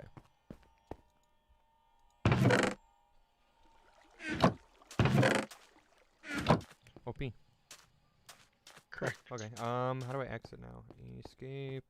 And I just disconnect, I guess, eh? Does it save my stuff? Yep. Or do I have to put it in the, do I have to put it in the bin? No, it'll save your stuff. Cool. OP. Disconnect. Okay, I'm just gonna get my screen, I guess, going. Share my screen in Discord. Creeper mode is enabled. I have no idea what that does. Sound may not be available when sharing a screen on your device. Oh. Womp womp. You could always send it to me via Facebook. I guess that's true, and you could watch it too. And I could watch it. 1 second. Doing Smart People Incorporated. Oh my goodness. I figured there was a way, because if you can stream on here, it's gotta share the sound too. That would be really weird if it didn't. It might not. I don't know. I'm being completely honest. Strange. Oh well. Well, fuck it. I'm gonna do the screen.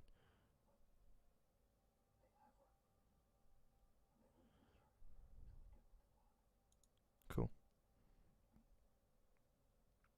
Okay. I am on the live.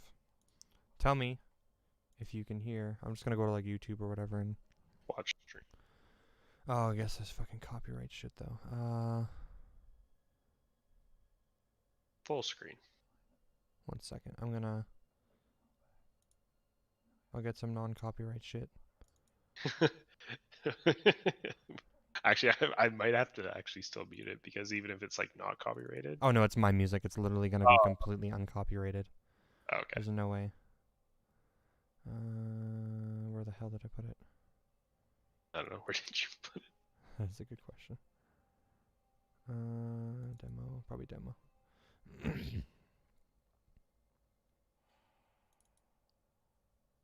Groove music? What the fuck is that? No. I have no idea what group music is. What the fuck? Do you have to install Windows Media? Okay, there you go. Okay, I can't even hear it right now. Okay, can you hear it? Turn it up. Can you hear it up? Am I muted right now? I can hear it through my speakers.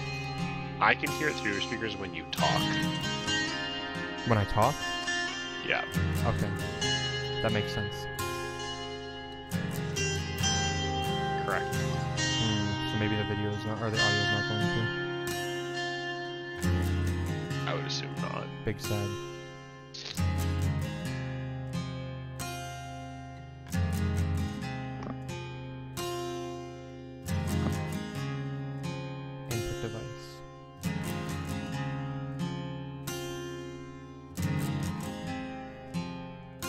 Wouldn't it be output device?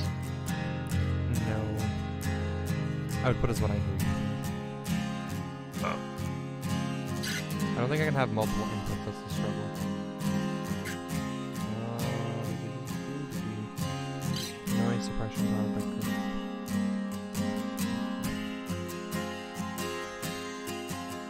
Okay, well, I probably will. Let's make this no, there's gotta be anything. 1 second. Because, yeah, you definitely can't hear the music, eh? No. Okay. Ooh.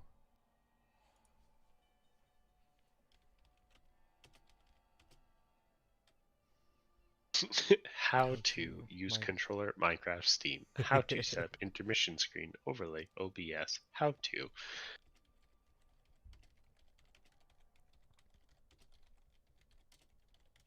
How to send audio from desktop through Discord. Oh, actually, I think that last one was better. How to play desktop audio and voice. This is the one I want.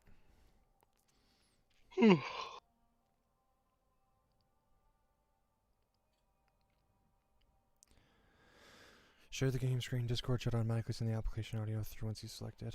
Oh, so maybe I have to...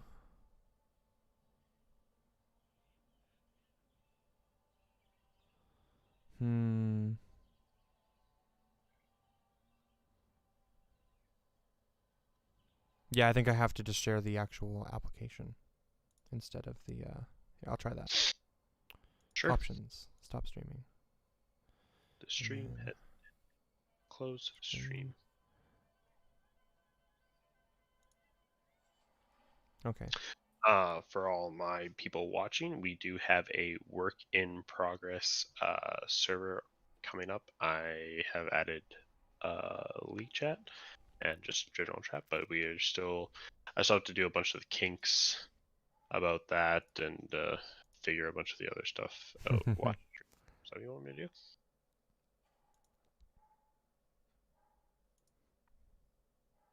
Oops, wrong button.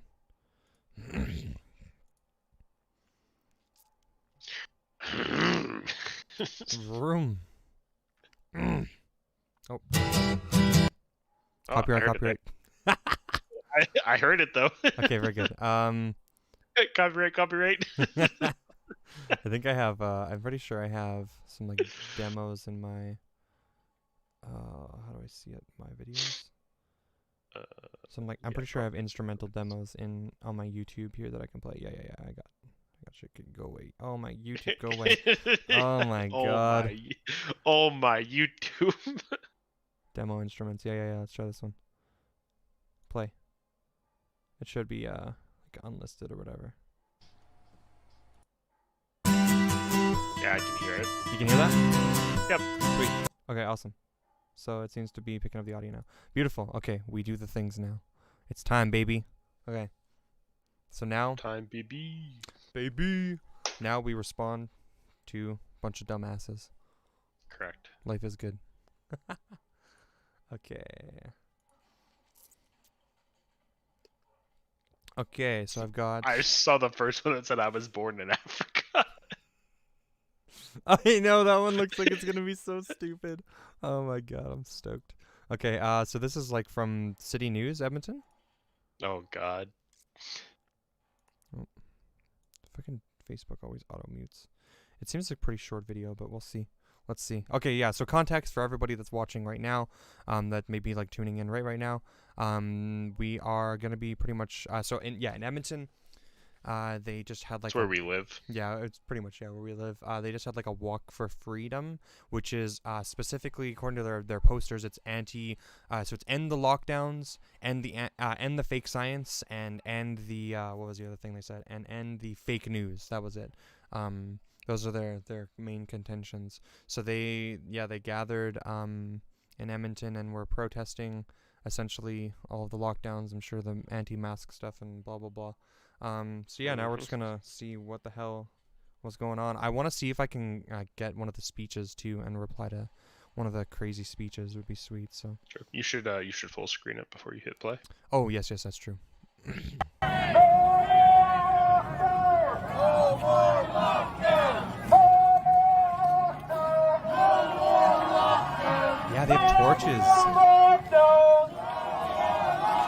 torches, candles, Empress has a lantern. Yikes. Fear is a choice. Fear is a choice.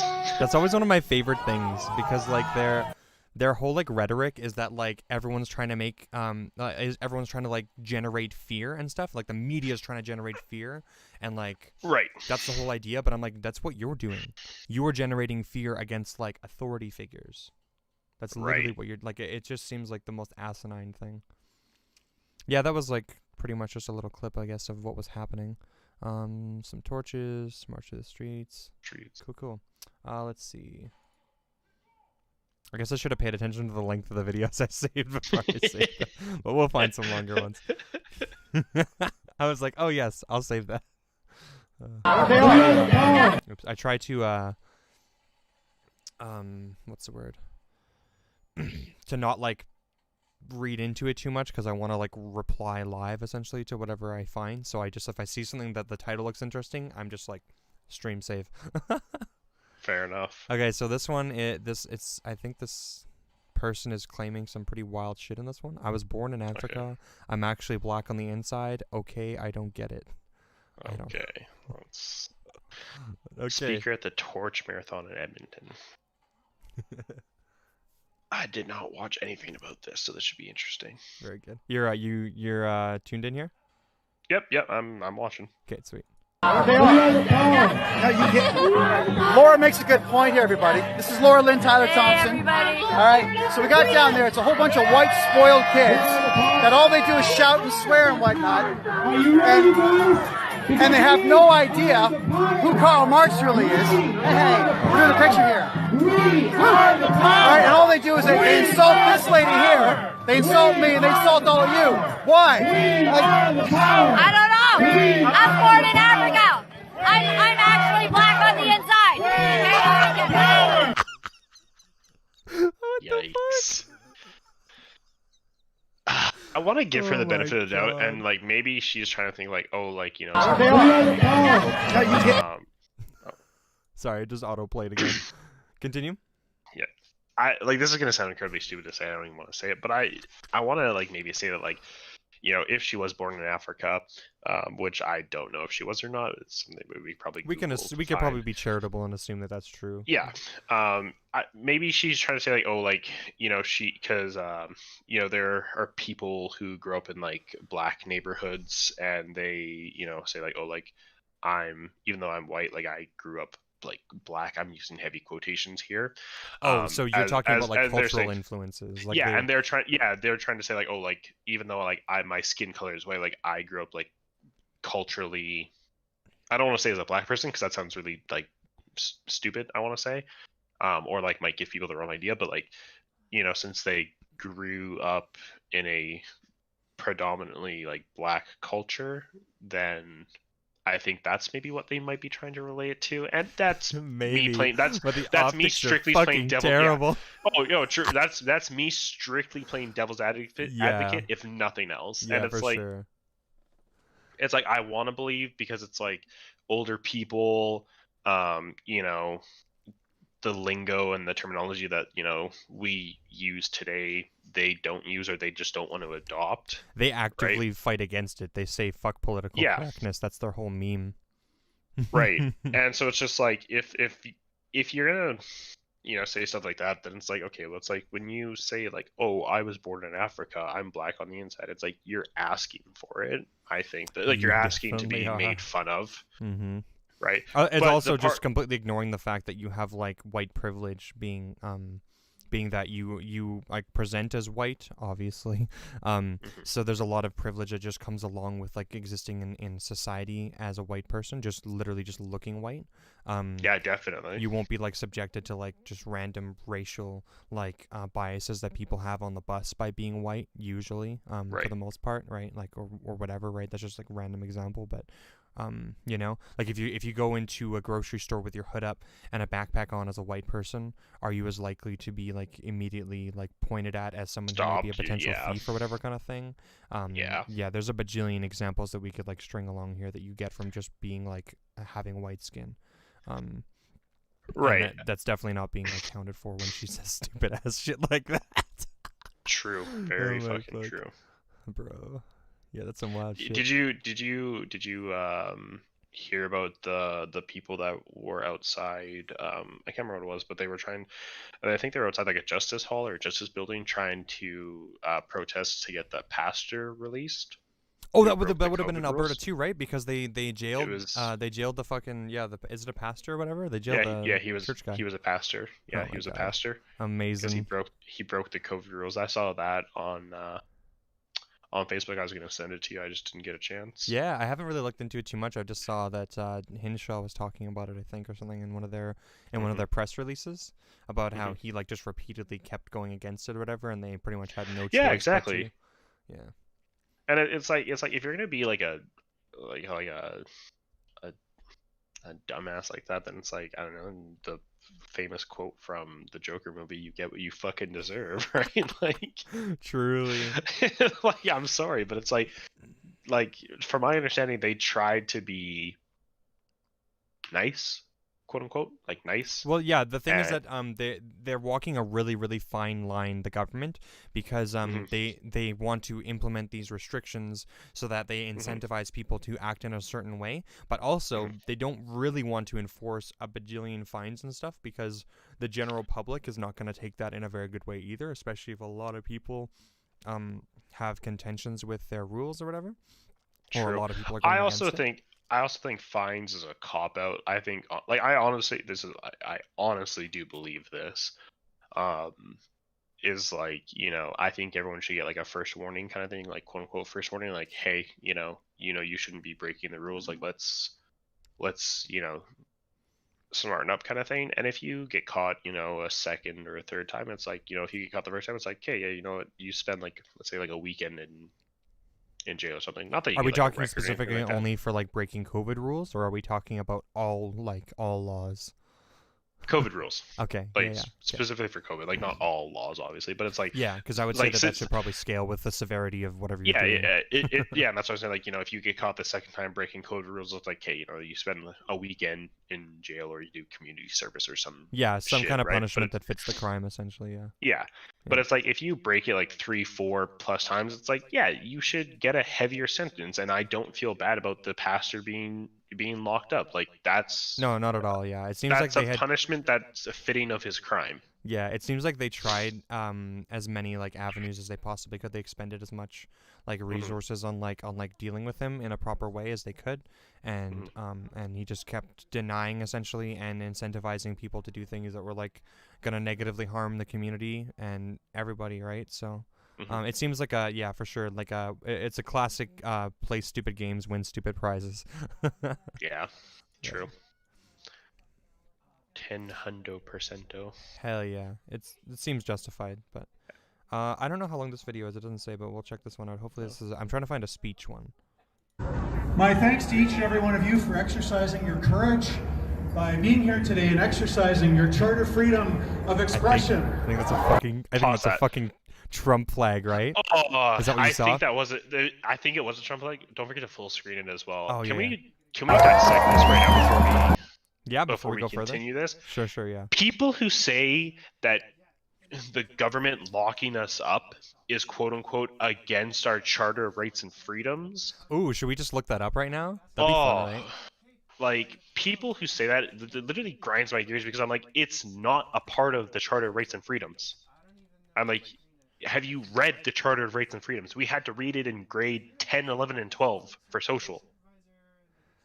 Okay, Canadian Charter of Rights and Freedoms guarantees the rights to freedoms set out in its subject only to such reasonable limits prescribed by law and can be demonstrably justified in a free and democratic society, blah, blah, blah. Fundamental freedoms. Everyone has the following fundamental freedoms. Freedom of conscience and religion. Doesn't go against that. Doesn't go against that right off the bat. And maybe they would make an argument that they can't gather. They can't gather for religion, but people can do it online. Doesn't deny you the right to your religion at all. Exactly. So it's across the board, no gathering for any like so it's not correct. even going to be it's not bullying anyone in particular. Yeah, no one is being excluded from that. It's a blanket statement across everyone. Yeah, and I don't think it fucks with your conscience either, though. That's kind of a very vague like catch-all word, but yeah. So they might be able to like try and worm their way around that, but I'd have. I wouldn't think so. Freedom of thought, belief, opinion, and expression, including freedom of the press and other media of communication. I don't think that they're being suppressed here either. They'll claim that they're being suppressed because of like Facebook fact checking them and stuff like that, or deleting That's not things being that are like suppressed, actual, though. yeah, miscommunication. But that's stopping the spread of misinformation. Yeah, and that actually has nothing to do with even like Canada's rights. That has to do with companies and their rights to their own like I guess system and their what's the word the clause that you sign or that you what's it called TOS, terms of service. Oh yes, that's Facebook terms of service stuff. That has nothing to do with like your if you want to sign up to use Facebook and stuff like that or any Twitter blah blah blah then they have the right to essentially if you're using their programming and everything kind of thing then you know they have their terms that they set for whether or not you should be allowed on there or not, and that's completely in their rights to do. Freedom of peaceful assembly. Well, they are gathering. They clearly, are gathered, so that's not against that. Yeah, it seems like that's fine. And I believe they even got the rights from the city to do that. You have to get like permits or whatever. So yeah, you do have to. Yeah, you do have to get that approved before you do that. Any sort of like gathering or assembly, you have to get approved. Yeah. And when you don't, it's technically a riot. Yeah, exactly. Quote, yeah. Or sorry, it's an unlawful gathering. Oh yeah, that would be what it would be. Yeah. Okay, so and then the last one is freedom of association, which, or did I skip over one? Freedom of peaceful. Oh no, yeah, peaceful assembly. Freedom of association. Freedom of association is one of the most basic rights enjoyed by humans. It ensures that every individual is free to organize and to form and participate in groups, either formally or informally. Doesn't seem like that one's being infringed on either.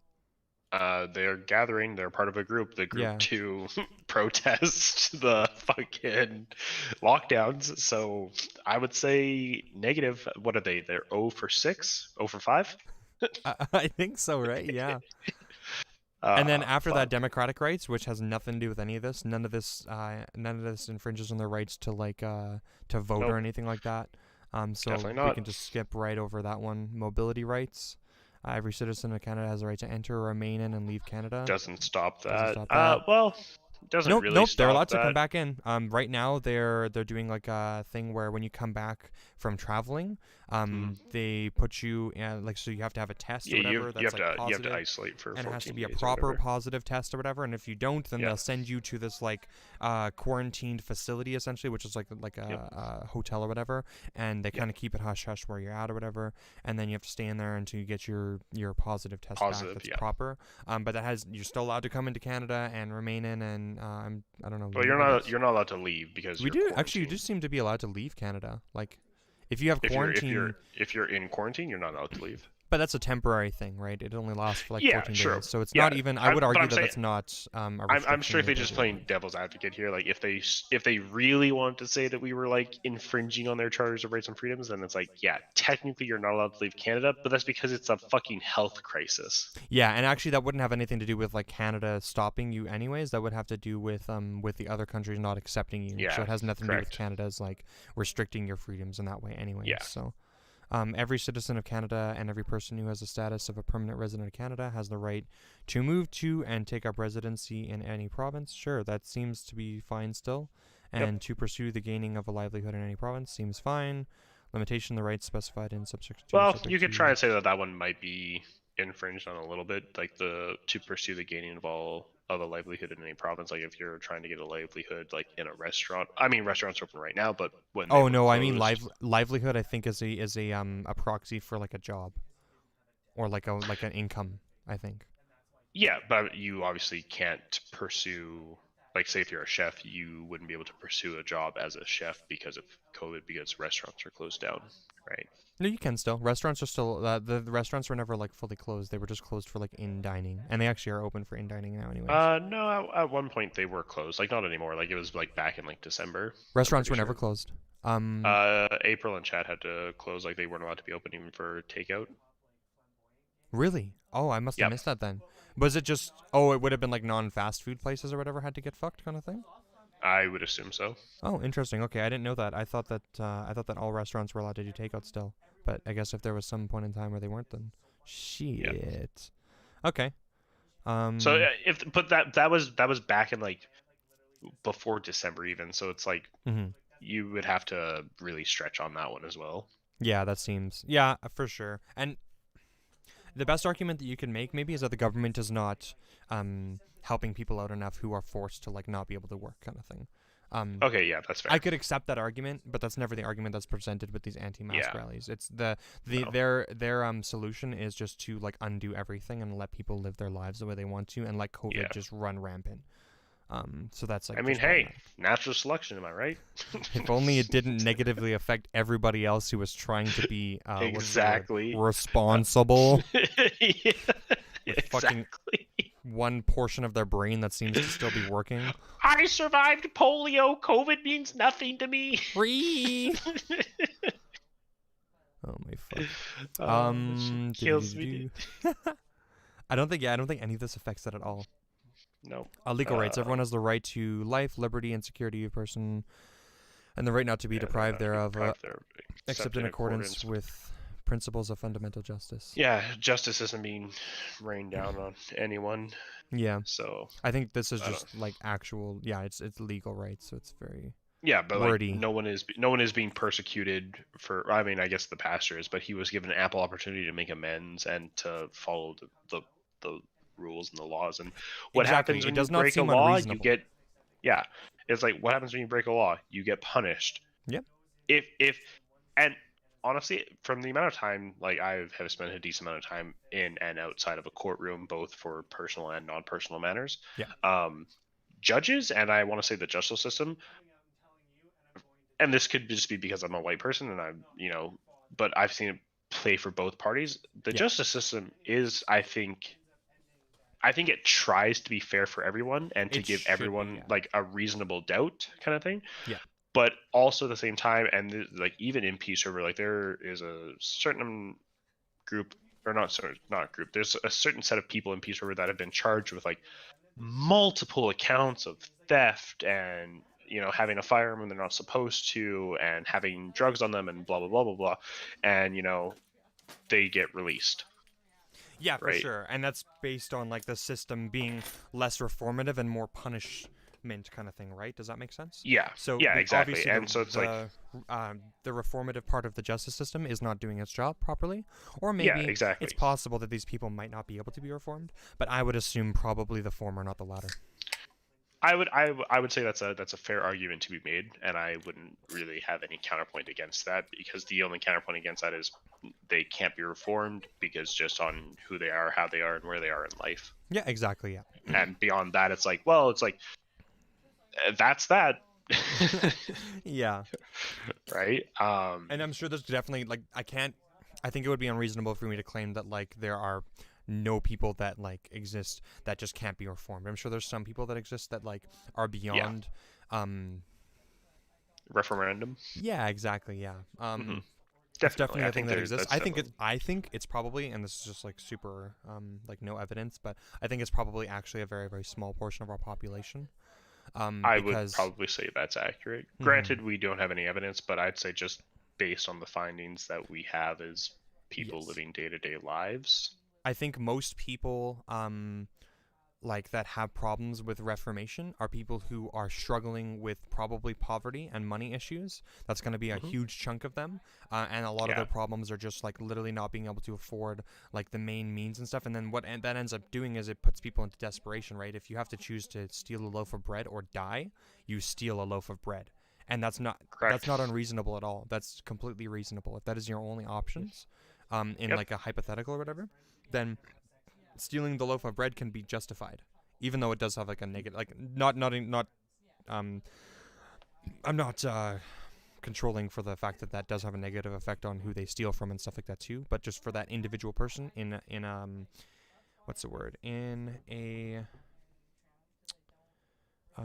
vacuum. Right. Yeah.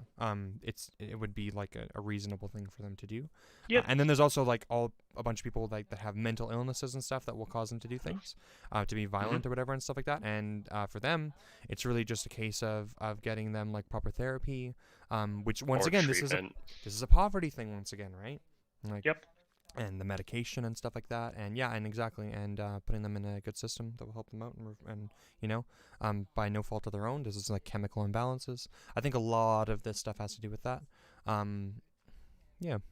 And I think think a that's lot fair. of people that like even have grown up in like violent households and like have adopted those like violent tendencies can be like retrained and stuff too. That would probably be like a difficult one, but given the proper resources, I think almost all of these things are I think possible. I think even beyond that, like if like I know like people, we're gonna get into a bit of a heavy topic here right now. Yeah. While we're on the topic of like violent tendencies or people that need to be, or like mental illness and stuff like that, people lash out.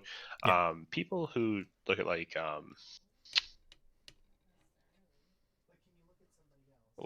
pedophiles, for example, right? Oh, I are I we? have Okay, sure. Yeah. This can be I like this can be a pretty this is gonna racy be topic, and it I'm can probably be gonna end up saying things that people are gonna totally disagree with. But I really probably hope that same as people well. think about what I'm Um, saying and like especially in a vacuum and stuff, right?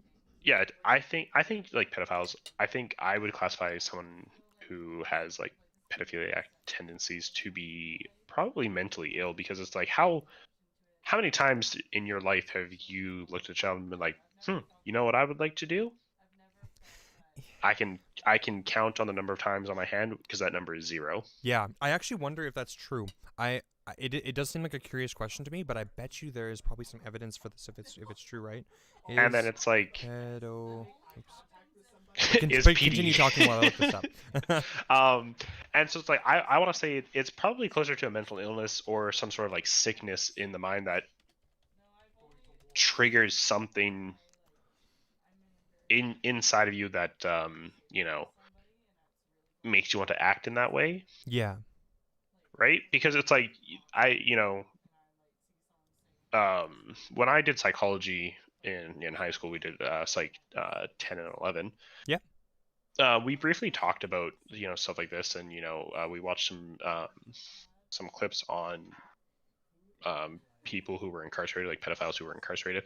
Yeah. And they're like, and part of it could have just them playing the part and crying wolf, being like, oh, like I felt bad for my actions. But I think a lot of them who do it, like, you aren't openly a pedophile. You do it behind closed doors because it's A, not accepted by society, or B, you're ashamed by it, or a mixture of the two. Yes. Yeah, for right? sure. And so if it's a mixture of the two, I would assume since you're ashamed of it, it's not something you want to do. It's not something that you want people knowing you're doing, if anything. Yeah. Or maybe it's something that you don't want to do too. Yeah, that's probably true. Right. And if that's the case, I have a firm belief that, people think that like pedophiles should just be like strung up and castrated and stuff like People that. have and a I'm very, like, very hard visceral reaction to the Correct. idea of a pedophile. Mm-hmm. They do. And I could get it. Like, nobody wants to think or see children being hurt, Yes. right? So I think I can empathize, maybe is the word I'm looking for, like empathize with the rage that people feel about it. Yeah. But that's the thing, though. What you're getting at is that, like, if we want to advocate for a system where we want to like reform people who are like mentally ill and stuff like that. And by the way, just real quick note here: the American Psychiatric Association has included pedophilia in its diagnostic and statistical manual of mental disorders. It does count as a mental Since disorder. 1968. Yes. So now this might be contestable. I don't know. That's a long time. I mean, I'll have to do more okay, research about obviously, this. Maybe there's really good arguments as to why it's not. But right. just on the fly looking it up, it seems like they do consider it to be that. And if that's the case, and it is a mental illness, then we should, by virtue, have to include pedophiles in like reformative like solutions. Yeah, like I right? think that they can get treatment and receive the right amount of like therapy. It's like I don't want to maybe like equate this to something else, but like people who are like addicted to sex and stuff like that. Yeah. Right? Like, they go to therapy, they get treatment, they have programs to help them so that it doesn't destroy their lives, right? Like, yeah. Also, important to note too here. I think I said it here, but where is it?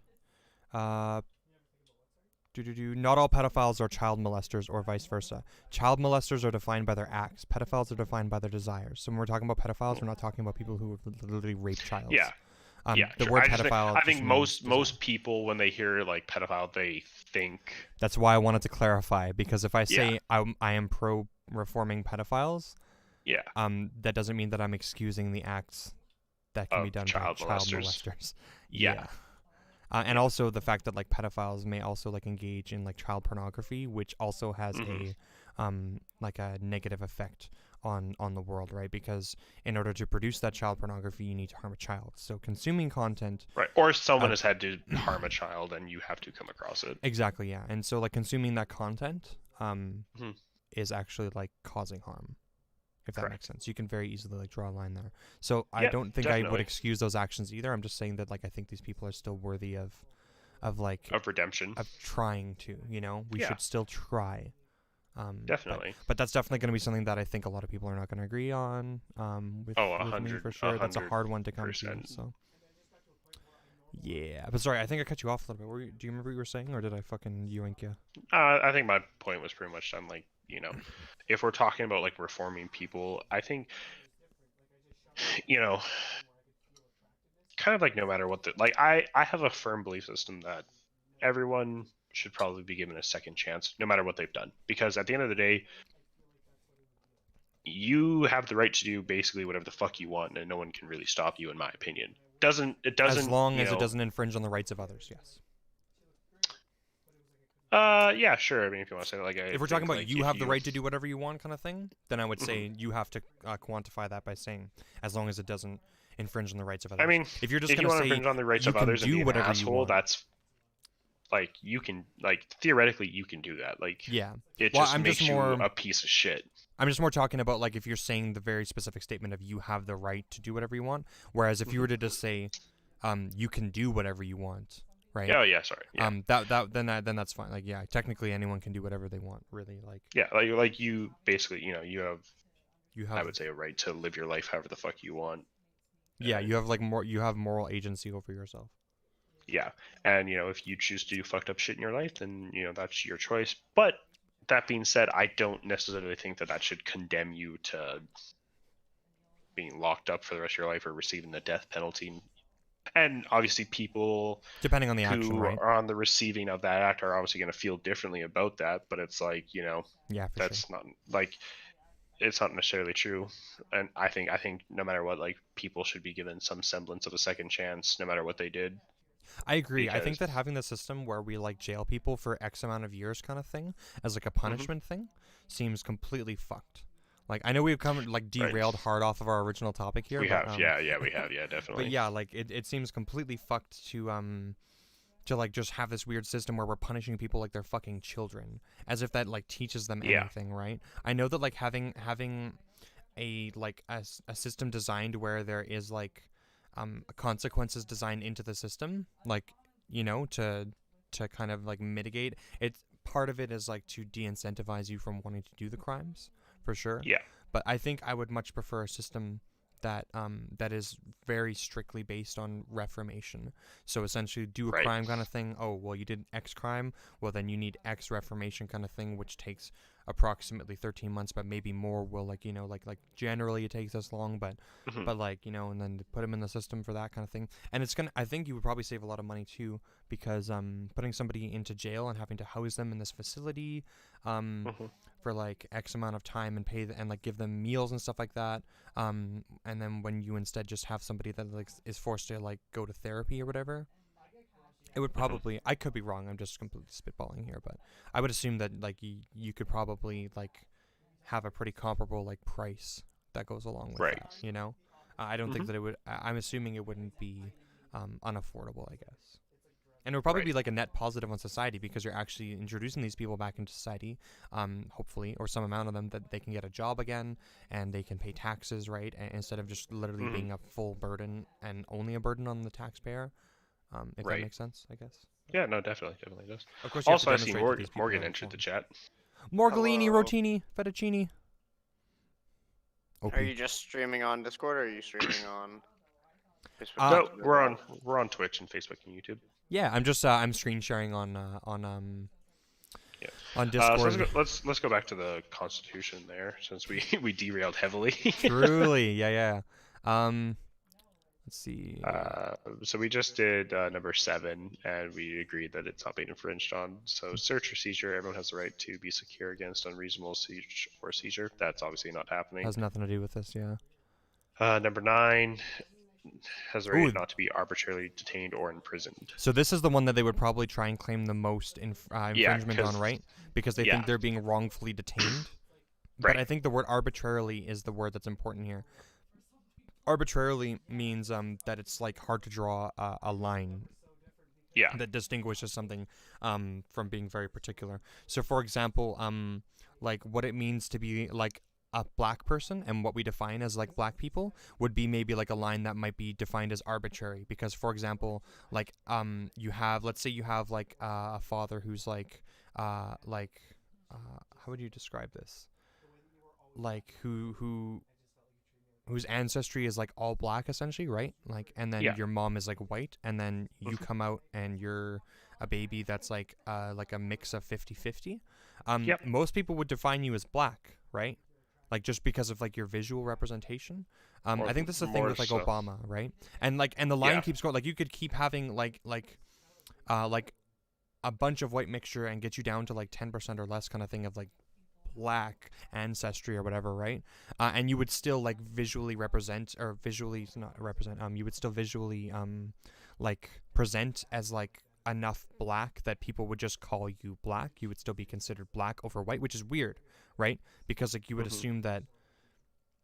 Does that make sense what I'm trying to say? Like why it's arbitrary? No, it does. No, it does. Yeah. It does. 100%, So I'm like, essentially, I'm just trying to explain like what the word arbitrary means, like with an example. It essentially means that there's not like a really hard line that says, oh, you're 25%. Oh, then you're definitely white. You know, like or whatever it is. Like arbitrary is just like it just means that there's not actually really a line, and that we kind of just define these things like openly.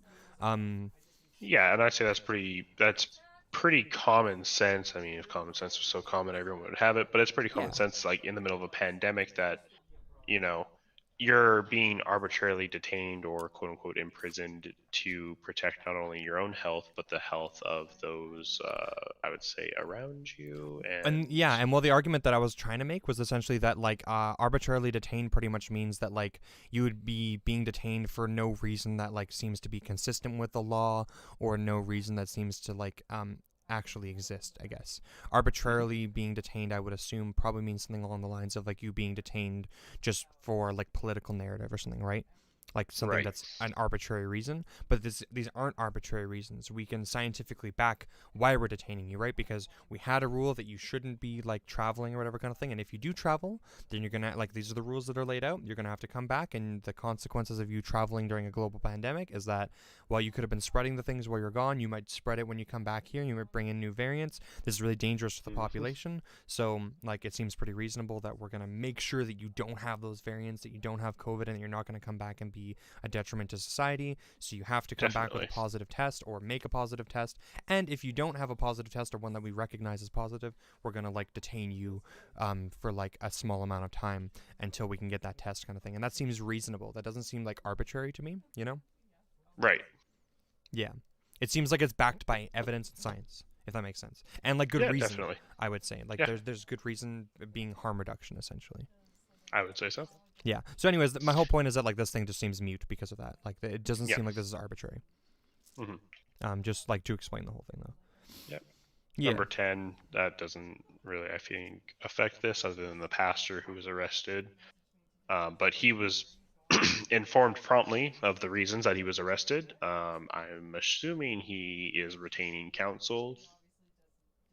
And to have the validity of detention determined by way of habeas corpus, and to be released if the detention is not lawful. So, I mean, they could try to argue that one, but the fact that they literally came out and was like, yeah, we gave this guy like 3+ chances and he still decided to...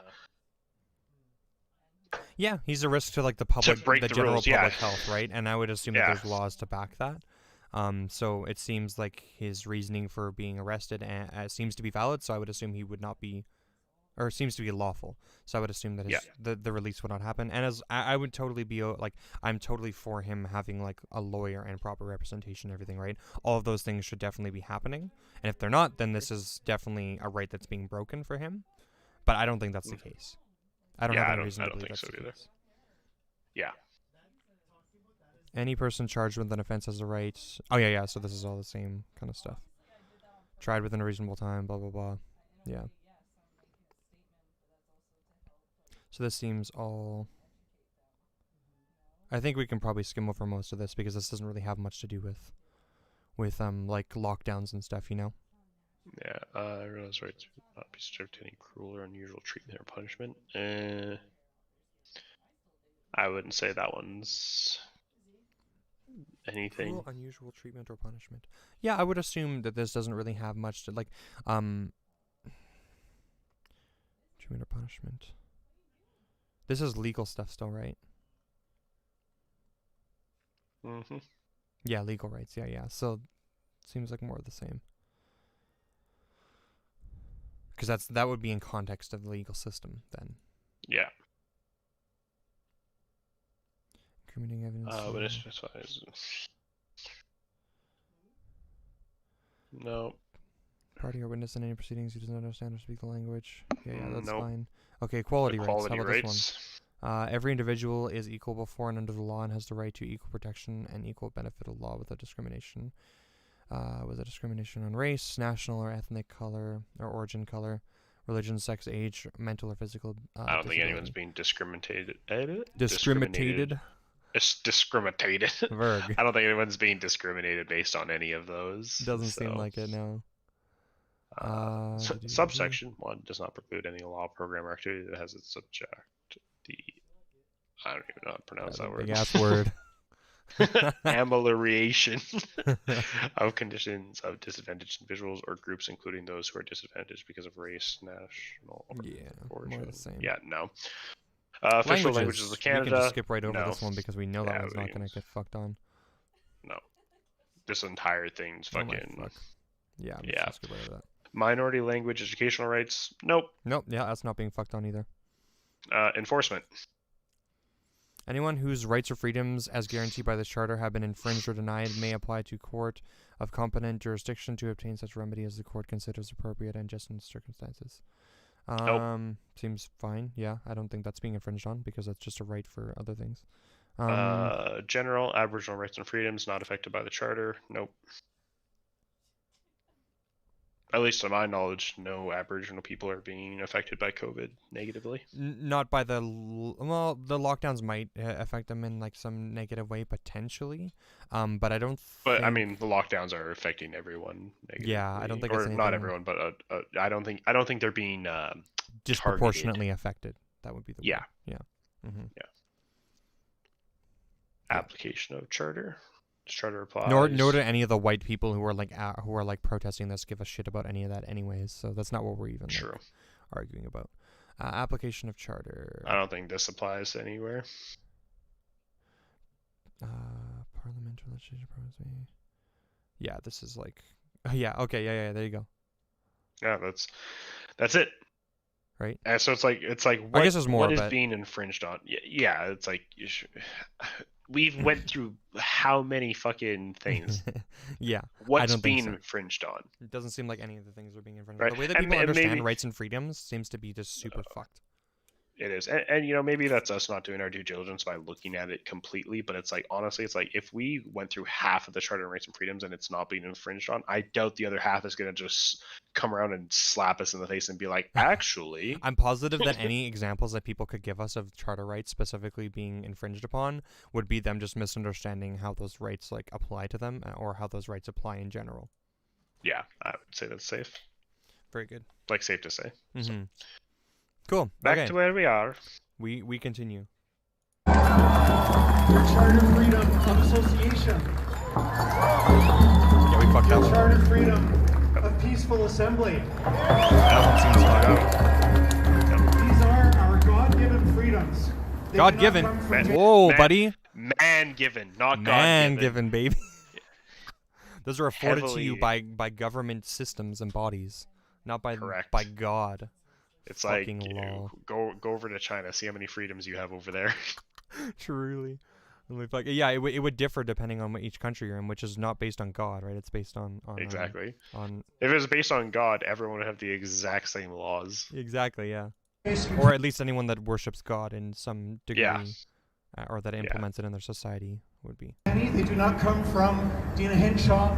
They do not come from the Calgary Police. Fool! These are God-given freedoms, and we are proudly exercising them. They don't come from our medical officer or the police conveniently doesn't mention that they actually come from a governing body called the federal government.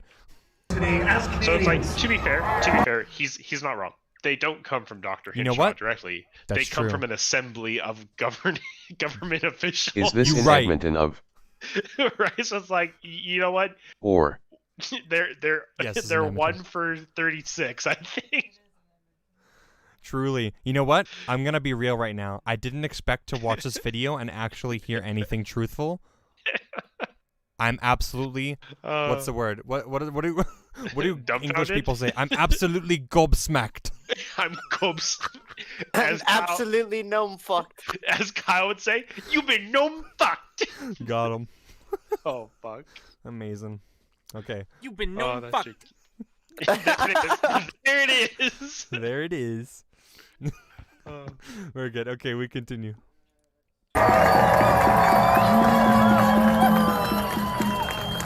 I applaud your courage because, you know, there's been statements issued by the police that they're going to issue tickets. And I listened carefully, and we want to be friends with the police. I agree with what Brad said. The police should be protecting our rights and freedoms. And the public health. And the chief of police, he said a few things. Two of them I found interesting. One, he said that this was just temporary limits on our constitutional freedoms. Well, that's a lie, because I wouldn't even consider this to be like any kind of infringement or limit. Yeah, I would have to agree with that probably wholeheartedly. Yeah, I think that police officer is just dumb. Temporary. We're into our ninth month. Our ninth month of fear-mongering. Our ninth month of people dying because they didn't get their cancer diagnosis on time. We're into our ninth month of elevated rates of suicide and alcoholism. Whoa. Nope, that's a lie. That's a straight fucking lie. Give me 1 second. Give me 1 second here, Quentin.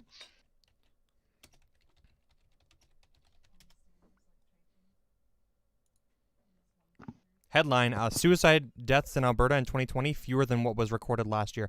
Get fucked. Owned, bitch. Fucking got him. I don't know if my my audio is working actually. For which audio? For my stream, I'm not seeing my audio thing light up. Oh, maybe Discord's not...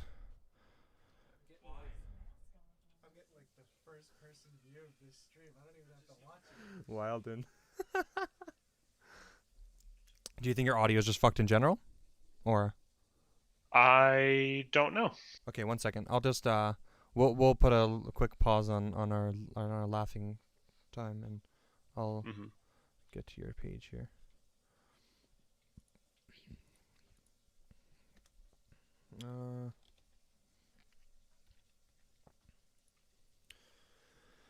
Let's see. Okay, I don't know if the audio is working.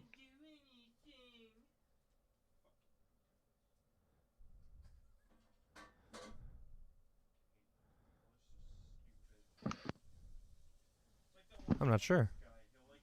Yeah, I don't think it was working because it's like not like lighting up there. I'm not getting an echo, and it seems like your volume is up, so I'm actually guessing that your audio is not working. Rough. Actually, like really rough.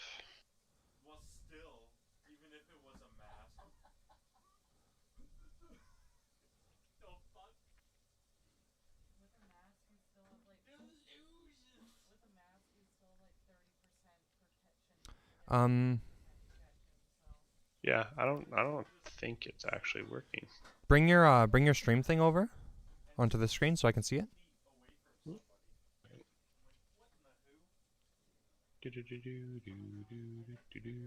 Oh right, you got that thing. Can you move it a little bit to the left-hand side, because your screen's covering it. Your picture's covering it. You know what I'm saying? Yeah, baby. I'll do this. There you go. Yeah. Okay. Cool. So you're not getting anything in the audio there, hey? Okay. Hit the nothing at settings button. Hit the settings. This one or Yeah, this on one? that one. Actually, your mic's not working, so let's fix that first. This one. Sure. Properties? Yeah, properties. There's a little bit of delay on what I see, also, just so you know. So, but it's not Should too bad. be headset microphone. Okay, well now there's a headset thing. Microphone. I was probably streaming the entire time without audio. Big sad. I was probably streaming the entire time without audio because I can even hear myself now. Yeah. Now play a video. Bring that back and then play like some like YouTube video or something like that.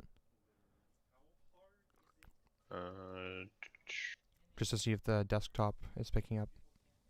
Oh, I don't think the desktop is picking up at all. Or I guess don't play a YouTube video actually. Oh wait, one sec. I'll send you a link to my. I'll send you a link to my non-copyright music. I was just gonna look up your stuff. It's not. It's an unlisted. Oh, it's an unlisted. Oh, okay. Yeah. There you go. It's in the Discord chat. https://www.youtube.com/watch?v=u4ubq_z-5m. I'm not. Yeah, I didn't get there fast enough. God fucking damn it. How do you stop? Oh watching? God. Oh yeah, of course it was there the whole time, but it didn't show me it. Fuck. Oh well. The struggle is real. How the hell do I turn off? I'm just gonna pop this out. There we go. I just wasn't registering. It was on default device, but it wasn't. Oh nope, there's audio. Got him. Okay, you have desktop audio? Yeah, I have desktop audio. It's definitely there. Okay, cool. Real quick question. I'm just gonna click play on that video again. I'm gonna go back a bit on that video that we were watching, just to make sure that the Discord audio is going through too. Ready? Yep. Okay. Should be protecting our rights and freedoms. I would say no. And the chief of Does it police. seem like it is? No. Okay, so you'll have to route it through Discord, I think. To go to the right place. How do we do that?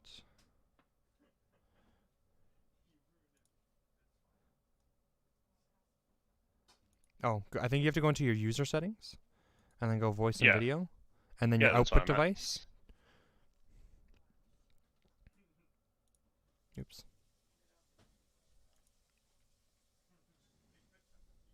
Try playing it now. Sure. 1 second. Okay, ready?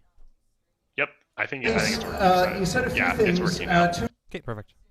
Why is it not staying like that? Like, why do they not save? I think you had most of your stuff set as default before. You just had to specify it this time. It'll probably be fine next time you stream. But something, I guess, worth checking out at the start of next stream. True. Yeah. I do have all the audio for pretty much the entire thing on my thing, so I could just send you the audio. I don't know if... Can you edit your streams afterwards? I would assume we can. Because you could probably just line up the audio and then spank it in there. It wouldn't have the audio from your end of Minecraft, though, but... Yeah, it's fine. Okay. Actually, I think that's where I gotta end the stream anyways. I have to make supper still. Very good. Rip. Yeah, man. Big rip. All G. Well, I hope you have a good rest of your stream. Hell yeah, bruv. Thanks for popping on. Always. Do you have a rough idea on when you're gonna be streaming again? Probably on the weekend, unless I get ganked with work again, which is actually, I'm probably gonna get ganked with work. I'm positive. Oh, okay. So, if I do end up having like next Sunday, Monday off again, then I'll probably be on Sunday or Monday. Yeah. Okay, sounds good. Yeah, I'll let you know when close to the date, though. All right. Well, thank you everyone for stopping by today's stream. I hope you all enjoyed it. Next time we will stream, it'll probably be more Minecraft again with Quentin, and probably more political stuff because stuff's actually pretty fun to talk about. So truly, and there's an unlimited stream of it. Correct. Unlimited shit stream. Truly. Yeah. But yeah, baby. This is the 13Army signing out. I'll catch you guys next time. Peace. Bye bye. Peace. Very good. We continue. Very good. Two of them I found interesting. Joke's on you, One he's said still that here. This was just temporary limits on our constitutional freedoms. All right. Well, temporary. I'm gonna go make my supper now. We're into our ninth month. Our ninth month of fear-mongering. Our ninth month Wait a second. I missed that the first time around. He's fear-mongering right now. People dying because they didn't get their cancer done. Are you watching the Morgan the stream thing that I have on the Discord? No, I'm currently in a game of League of Legends. Okay, gotcha. Yeah. I'm just like replying to a video like live, so it might sound like I'm just like speaking craziness in the open, but I'm essentially like watching a video on Facebook and then pausing it and replying to what they're saying. Big peener. Diagnosis on time. We're into our 9th month of elevated rates of suicide. I obliterated 3 people and insta died.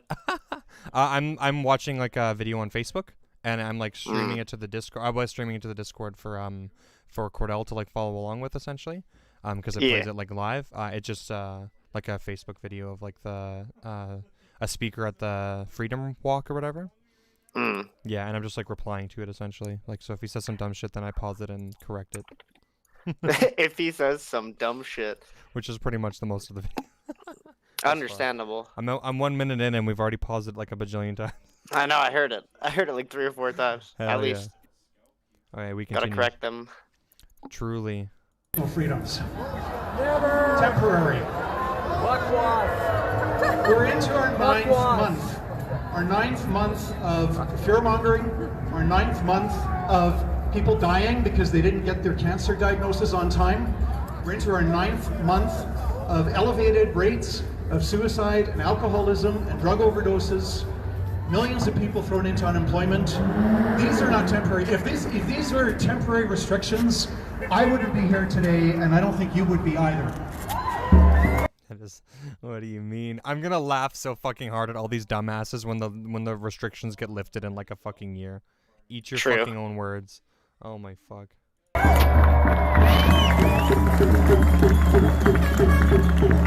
If there's just 2 weeks to flatten the curve, you know, we weren't holding the rallies back in March and April. That would have been okay. I'd support Everyone it 2 says weeks. this point too, like the 2 weeks thing. And like that would be true if we had ever said that in Canada, but we didn't go off the 2 weeks to flatten the curve model.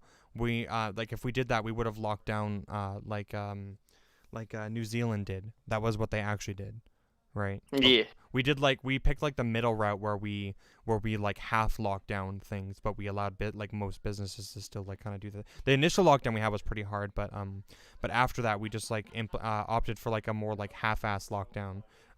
Where they try and like selectively lock down only certain things. There's no way that of course it's not going to be like a 2 week thing then. We're just like prolonging the suffering and pain. To flatten the curve, but we're into our 9th month. So I'm sorry to disagree with the Chief of Police, but these are not temporary restrictions. Everything is temporary, bitch. That was made was that the place to fight this is in the courts, not on Stephen Avenue, not at Olympic Plaza. And I'm sorry, I'm going to have to disagree.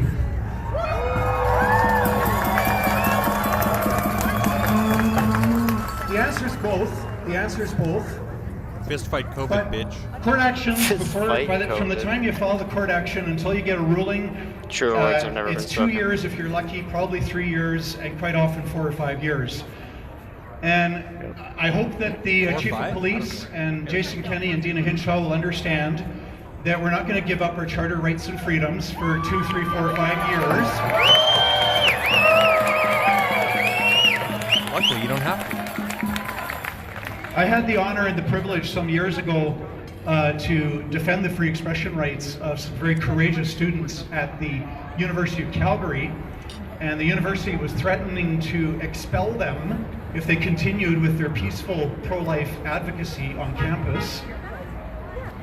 The university found them guilty of non-academic misconduct, so we took the university to court, and 3 years later we got a court ruling saying that the university was wrong, so we beat the University of Calgary.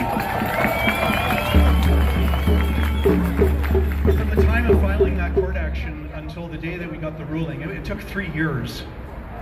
Do you know what the students did during those 3 years? They kept on with their advocacy on campus.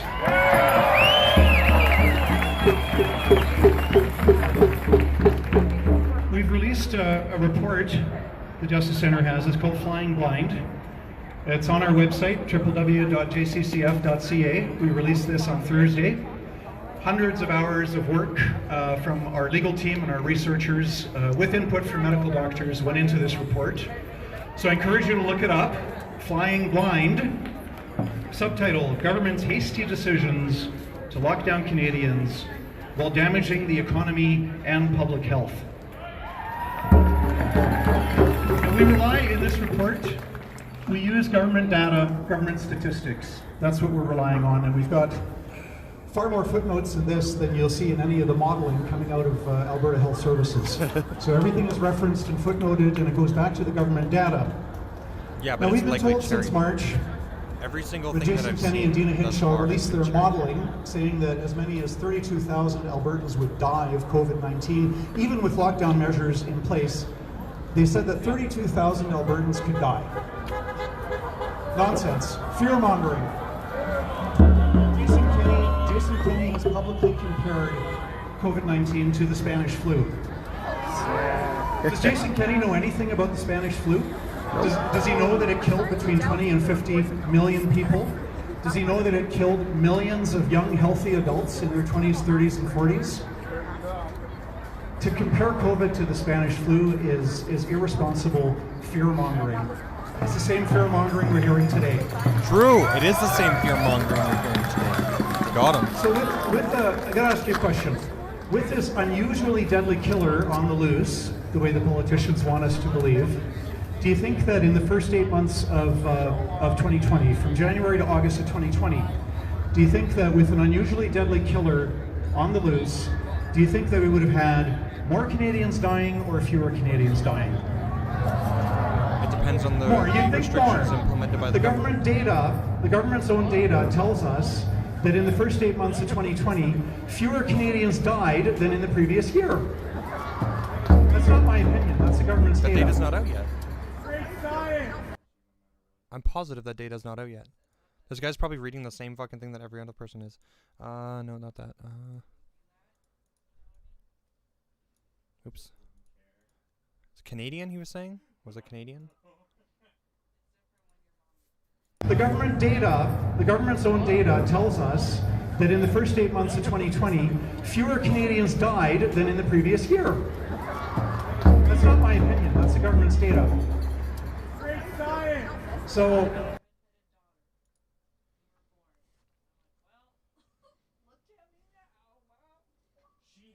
what the fuck? There were more than 7,500 excess deaths across Canada from March to the start of June 2020, which aligns closely with the 8,345 deaths caused by COVID-19. What are you talking about? What do you mean? It's fucking right here. Google. Oh my fucking god. Oh my god. He's spouting the whole yeah, the death count is like less or whatever than what did he say specifically? Did he get it backwards? How much? What did he say? 2020. Do you think that with an unusual? So I gotta ask you a question. With this unusually deadly killer on the loose, the way the politicians want us to believe, do you think that in the first 8 months of 2020, from January to August of 2020, do you think that with an unusually deadly killer on... It's very specific to the first 8 months. It is. But look at this, from March. Oh yeah, so he'd be including more months than this includes. Yeah. That's possible. When you include more, yeah, then it could fuck with it. That's true. But we didn't see a resurgence in COVID until this. So we would actually want to count March till June when it died down. So yeah, that's probably a really good point actually. Let's see. On the loose, do you think that we would have had more Canadians dying or fewer Canadians dying? More. You think more. The government's own data tells us that in the first 8 months of 2020, fewer Canadians died than in the previous year. Okay. Yeah, it's super vague, right? Like he's not quantifying anything. He doesn't say like how many. He just says fewer. He didn't even say the number. Yeah, exactly. Yeah. This guy's just like a Donald Trump Berta version. I love it. I love how my favorite fucking thing ever still is just the fact that they're like, they're fear-mongering, and then they go out and have fucking rallies like this, and they're like, This literally looks like a multi-level marketing big fucking thing. Yeah, just a big MLM gathering. Yeah, for sure. They're probably all entrepreneurs. 150 stat can. Is this? I think this is a really. Oh yeah, this is the government's own data. This is literally the government's own data, that was quoted from. This thing. Right out of it. Wow. Fucking got him. The funny thing, the pattern I found is a lot of people who have believed in these conspiracies are in MLMs. True. I think they're more susceptible. Boss babes. Yeah. Are like the whole. Because those are the people who are like desperate and stuff for income and stuff, and then they get they get emotionally. Also more like what the hashtag woke. Yeah, They're yeah, they trying tend to. to. Be like the out of the norm and like Yeah. they're trying to break the mold and they'll do anything to be different. Yeah, the whole mantra is like that, like to go against the grain of the system, essentially, right? Yeah, for sure. So that's the pattern I've found. Oh It's my kinda God. sad. I'm like, you're giving yourself and entrepreneurs a really bad name. Yeah, absolutely, yeah. It's like every time I've had like a negative comment, I go and look at the person's profile and they're either a Trump supporter Yeah. or they're part of an MLM / they have their own quote unquote business. Yeah. Yes. Digital Unfortunately. entrepreneur, and I'm like, oh. Hashtag derail. There's some good people True. out there, but you're really giving yourself a really bad stereotype now. I think it has to do with just like the probability of like if somebody believes in X thing, then what's the probability of them also believing in Y, right? And like it seems to be like a pretty good correlation between like whatever makes you vulnerable to falling for MLMs is probably going to be the same problem that's going to make you vulnerable to like falling for exactly. Well, I would say like maybe like Well, that was what it was for me. I had broken up with my boyfriend of 6 years. yeah, so you're vulnerable And to then some degree. I was starting to hate my job, and I wanted to wake myself up and not be afraid of life anymore. Mm-hmm. And so they're like, "This is how you not be afraid of life anymore. Take life by the balls. Mm-hmm. Take a better dick. And especially with MLMs too. MLMs do feed you like really hard cherry pick data and stuff, right? Too to like, so it kind of makes a lot of sense that like if you're someone who's really trusting, then you'll probably accept a lot of that. I got out. It is very interesting though too, because you have to be so accepting to some degree of the information that these people are willing to peddle to you, but you also have to equally have like a large amount of like irrational skepticism also. There's Like you So it's just wanna weird. go home and research it, but you don't. Yeah. well, no, because I'm listening to an audiobook about cults, Mm-hmm. and I know it's like a very harsh way of calling. This is 200% cult. But the thing is, it's like they use like language and they use like hypnotic ways of saying things to get you on their side. That's why there's such a them against you feeling, because the point is they're on that person's side. Yeah. So anyone who says opposite, they're going to be against them. That's why there's that whole, they're not going to go home and research it because. Or you're gonna They like put actively all their like avoid all the trust. research that goes They- against what you're saying. That's the like number one thing that I was taught when I was in that industry was you need to gain their trust, and you need to gain their that you've gotta like. You know what's You gotta gnarly? get them. When I was gonna join an MLM or whatever, I went to this big thing. Yeah. One of the big things is he's like, you need to be able to trust me, and like I need to be your mentor. Yep, like mentor. I'm above your parents, and I was like, Yep. Ooh. Yep. You're telling me to defy my parents up front? A lot of it is like even if your parents disagree, whatever. Like That's they a huge thing for them, literally 'cause parents will. They They say, like, alienate you from your family They just and don't friends. understand. Yeah. They don't understand. They Your don't parents are gonna believe. not like this, but you're doing the right thing for you. They're just trying to hold you back. Hate the What do you mean? naysayers. Truly. Block They're them, stuck in the delete old. them. They're old-fashioned. Yeah, like they really alienate you from other people, and Yeah, that's why. because that's how you get out. That's why there's so much of that you against them mentality with these type of people. It's a defining because feature of they've- fascism too, right? To like because have an enemy. They've provided this illusion that they're opening up their heart to them. So why wouldn't they trust this person that's opening up their heart to them and soul? Yeah. Like, of course you're gonna trust that person when they're being so vulnerable and open with you. Yeah, yeah. It's like, really? Really? And by then, at that point, you're trapped, hooked, line and sinker, and it's I don't know how I got out, but I did. Yeah, I think that the thing is that You were literally a black guy. is that to like statistically speaking. Don't know how I got out, but I did. Statistically speaking, to be effective in an MLM and to like be successful is like unlikely.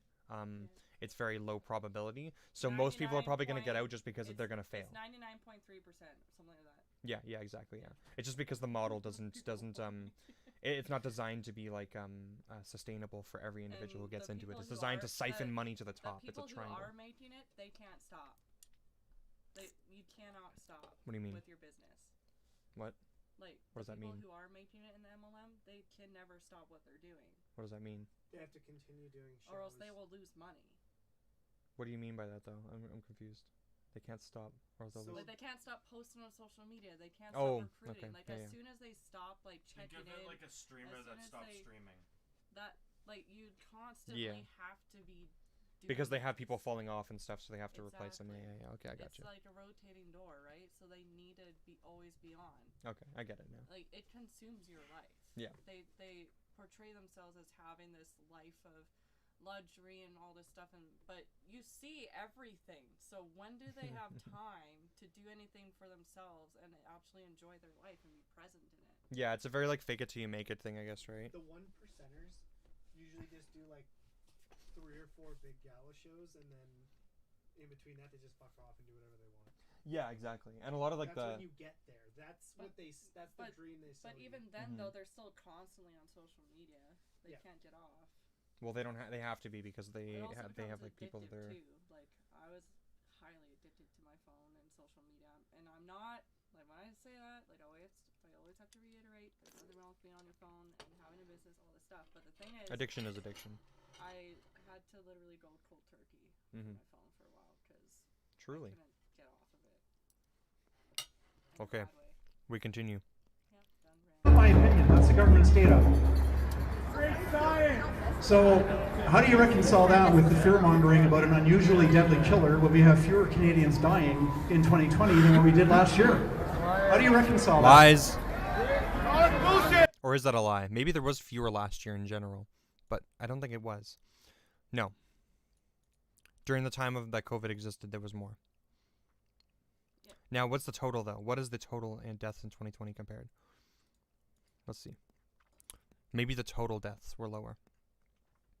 Okay, so 2020 still has the asterisks. So we don't have that information yet, right? That was the problem with this before. Is there a month-by-month scale? Already shows that 2019 was less, doesn't it? Yeah, preliminary.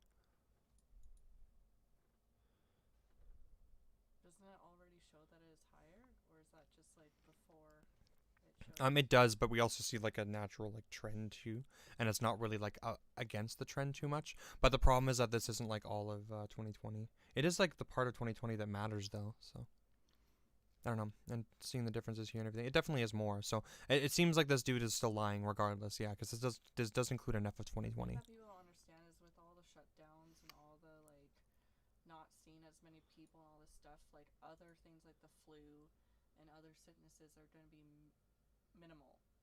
They're not going to be as... Sure. He hasn't brought up that point yet, but I'll destroy it when he does. Saying, like, I was just thinking about that, and it's just like there's going to be less of that. There, like, I can't say fact on fact that is a thing, but that would make sense because people aren't seeing as many people and congregating as much, right? So for the flu, sure. Specifically, yeah. Yeah, but if I get into that point, then sure, yeah.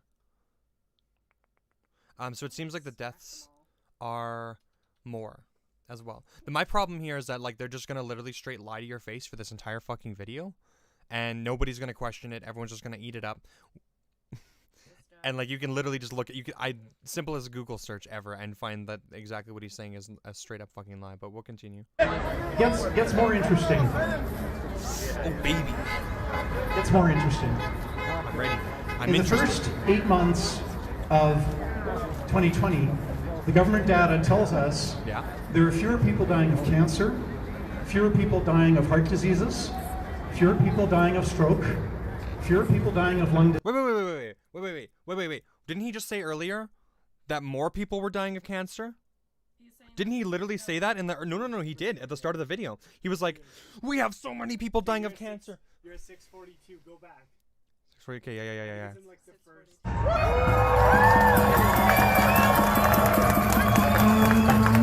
The answer's both. The answer. We're into our 9th month. This is the part. Our 9th month of fear mongering. Our 9th month of people dying because they didn't get their cancer diagnosis on time. But yet the cancer deaths are down. That's not what he believes, though. He doesn't. I don't even know if the cancer deaths are down. I just wanted to point out the fact that he's arguing both sides of the coin. Yeah, but they can't both be true. He's saying that they're higher, and he's saying also that the government's saying they're lower. So he doesn't believe they're. That's what I'm saying. I'm pointing out the contradiction. Yeah. I mean, I have no idea.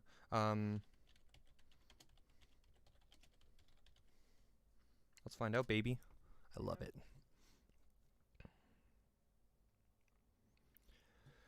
There will be an estimated amount of new cancer cases and 83,300 cancer deaths in Canada in 2020. The number of estimated new cases did not include the non-melanoma. That's a good question.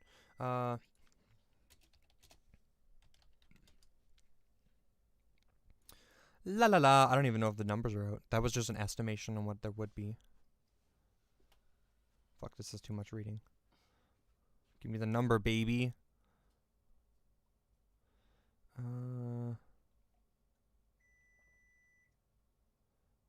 Okay, here we go. At a glance. Oh, this is 2016. Bruv. Oh, man. Give me that information.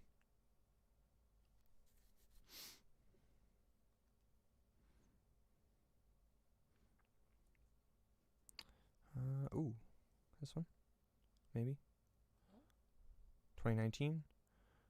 So let's see. Can we get the whole? Or is it only by province? There's only 2. There's only 2. Oh my god. That's what the meme is. There's only 2. They probably just looked at their parts. I sound like I'm a robot. Lamau. Yeah, they're just using the bisexual orientation. Got him. I don't know. How many Canadians died of cancer 2020? Let's try bigger words. Bigger words, baby. Diagnosed. Okay. Yeah, so we're looking at that, like, 87 or whatever the fuck, or 80 something. Or it would have been 83. Would it be? Or no? Yeah, 83,000 roughly. Okay, so how many Canadian? Let's do 2019.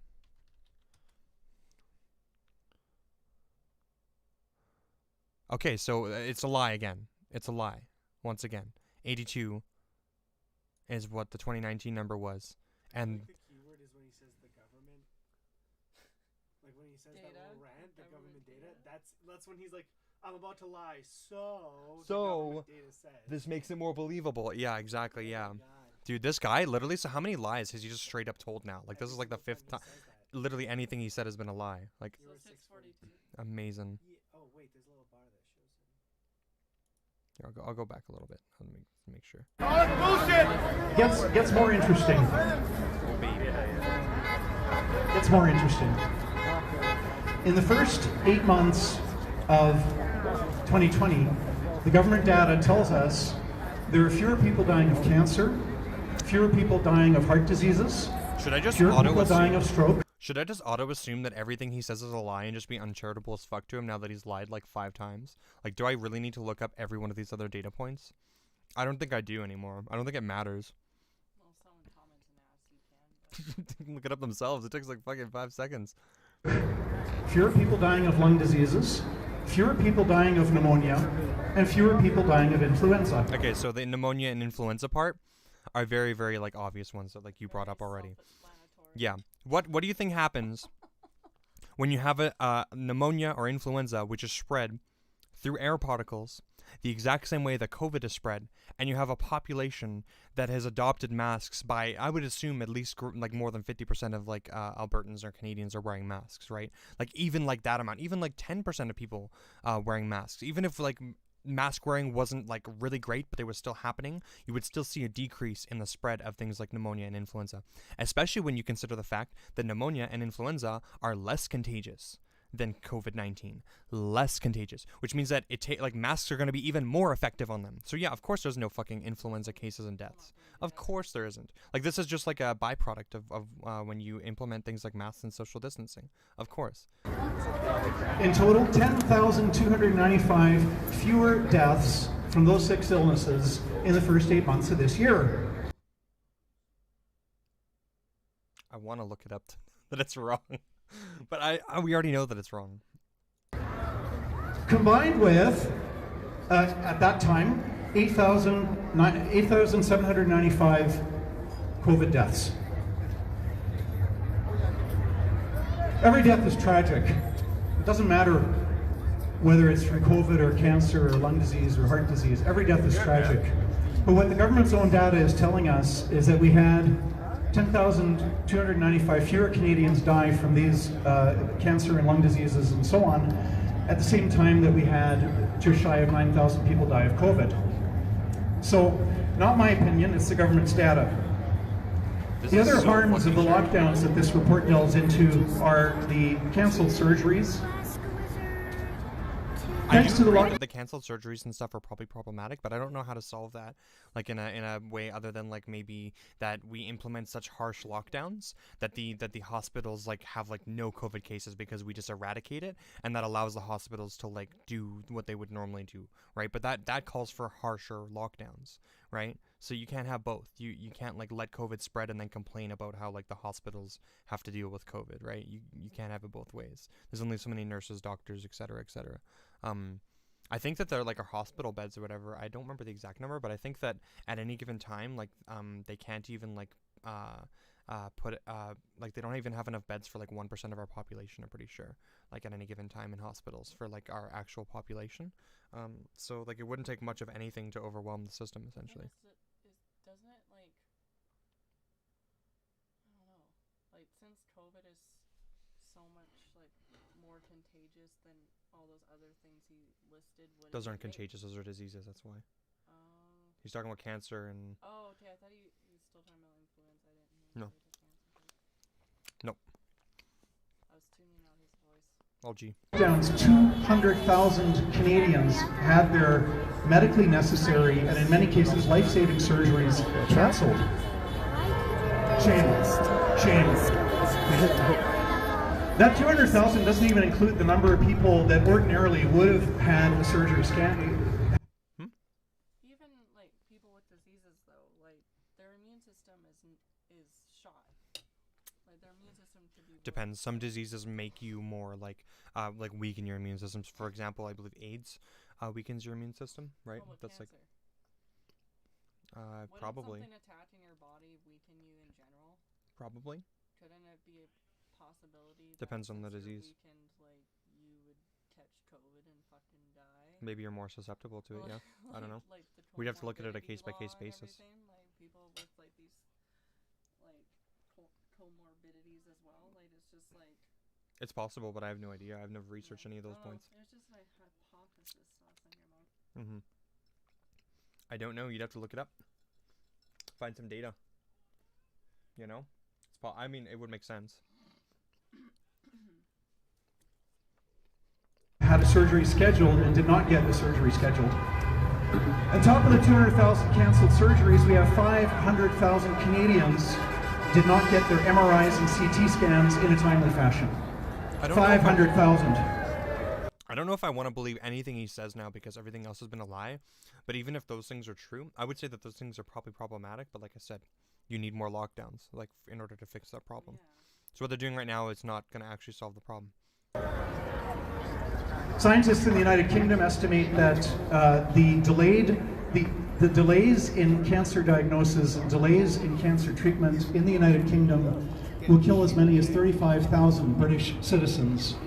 And when you transfer those same numbers to Canada, we're looking at as many as 18,000 Canadians dying unnecessarily from cancer. Did he just adjust that for proportion? This is what the that would be a completely incorrect way to do that. You have to base it on how the countries are. That would be a really, really complex math equation. You'd have to base it on like how many people are specifically having their cancer treatments or whatever, like postponed and stuff like that. I highly doubt. I don't know. Let's see. What did he say specifically? He said delays in cancer treatment in the United Kingdom will kill as many as 35,000 British. 35,000 to 18,000. So that would be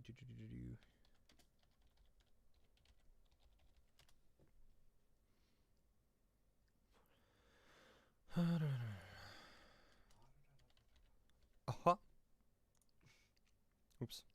Hit the wrong button. Not web calc. Calc. Yeah, buddy. So we want to do this for the percentage that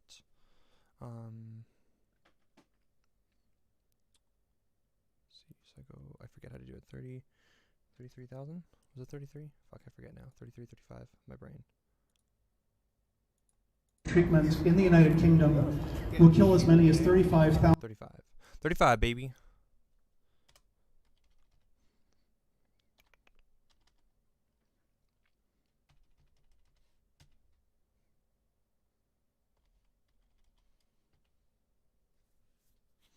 I don't know if that's the correct way to do that. I think so. 0.053. So let me go.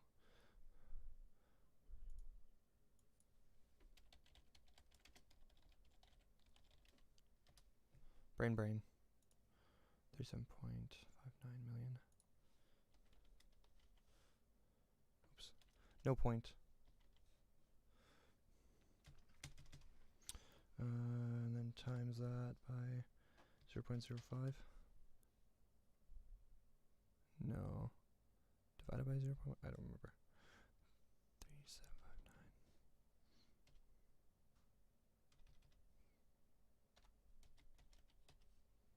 I don't know.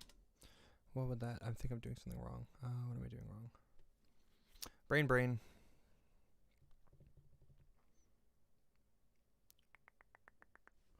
Oh.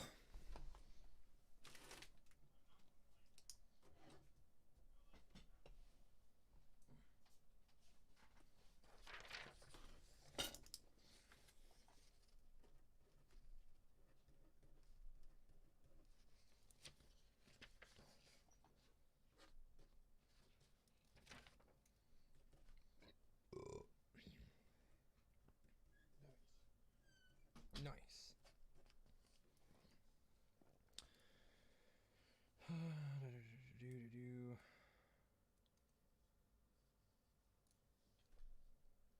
And we want to do 3759,000 equals x1 over 1.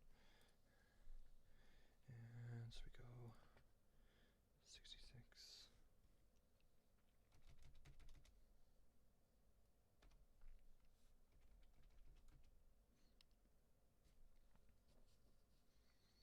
And then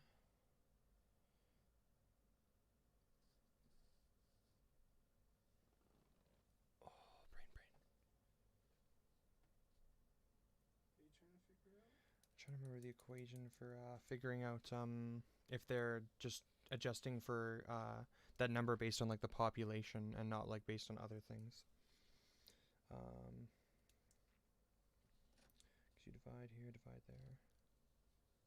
There's a process for that? Yeah, for like assuming the same portion of the population would have the same like effect on them, kind of thing. You could just like do it for based on population.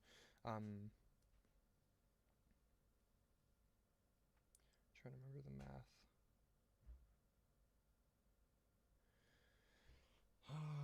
So if we have to divide that by that, and that gives us that, then that means whatever that is times that. will give us that. So x times 1.885.7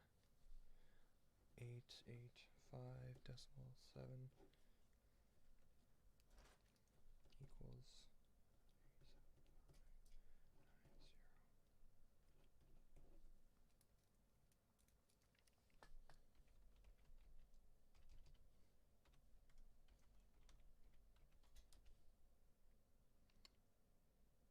it seems like that's probably what they did.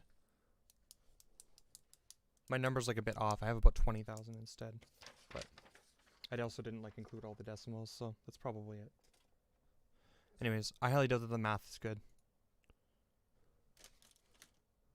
British citizens, and when you transfer those same numbers to Canada, we're looking at as many as 18,000 Canadians dying unnecessarily from cancer.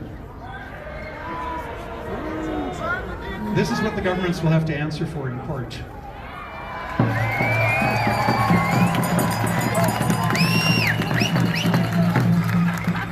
We've got increases in suicide because of unemployment, and from unemployment alone, we have at least an increase of at least 680 more people that have killed themselves because of rising unemployment. That does not include the likely even larger number of people that are killing themselves because the government is forcing and imposing social isolation, taking people away from their friends, their family, taking people away from their churches, their 12-step programs, their sports leagues, their bowling, their hockey, their soccer, connecting with friends at a restaurant or at a pub. Don't kid yourself, suicides are going up because of the lockdowns. Don't kid yourself. Drug overdoses. Just ignore the data. In British Columbia, 5 times as many people have died of drug overdoses compared to COVID. I think that's correct. In Alberta, more people have died. But that doesn't mean that the drug overdoses are product of the lockdowns necessarily, and it also means that actually like the number of people dying of COVID being less is actually just a testament to how effective the lockdowns have been. Of drug overdoses than COVID. Every death is sad. Every COVID death is sad. Every drug overdose is sad. But the politicians have a duty under the Canadian Charter of Rights and Freedoms to actually take a hard look at the harm.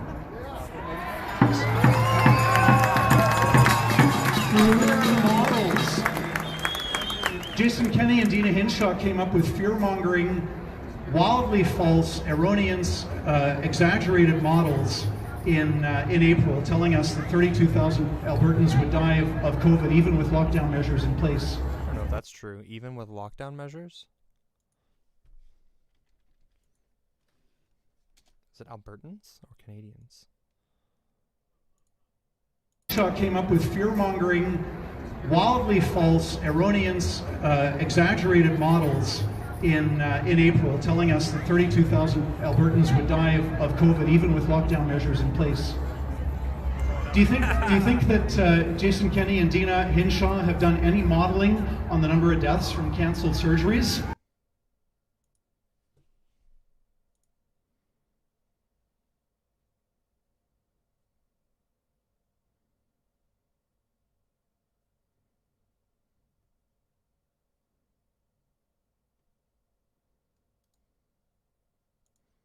$32,000. There's that beautiful number. When was this posted? April.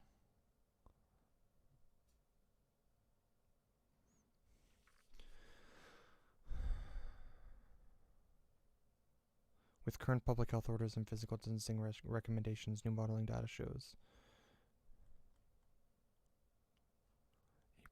And yeah, were we in lockdown by April? We were, right? I think by March we were in lockdown. So this would have been like mid-lockdown.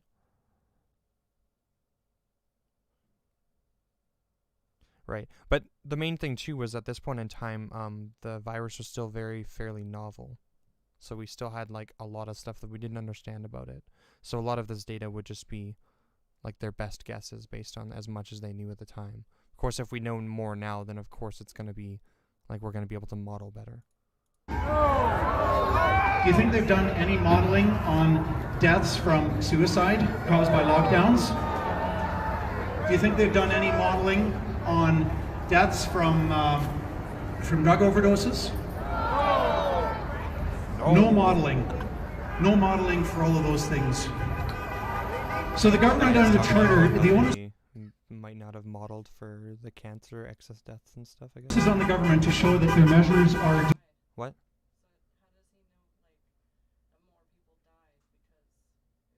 He's claiming he has the government data, but I don't believe any of it because everything we've looked up so far is wrong. I don't know. I'm not sure. It would be a modeling for excess deaths, which doesn't have anything to do with the real deaths. Those would be separate statistics.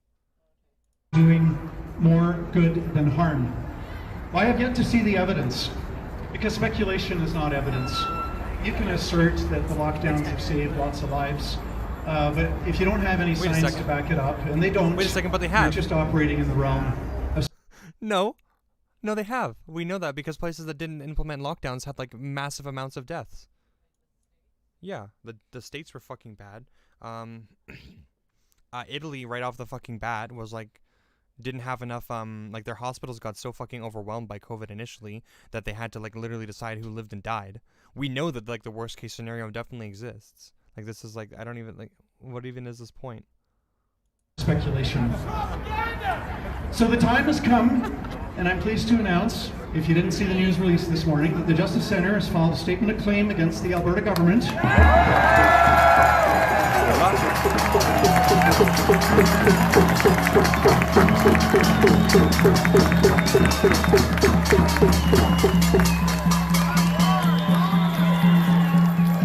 And this is not the first. This is not the first, because before Christmas, we'll be suing British Columbia. We'll be suing Saskatchewan. We'll be suing Manitoba. We'll be suing Ontario. And for the first time in 9 months, the politicians are actually going to be required to answer some questions.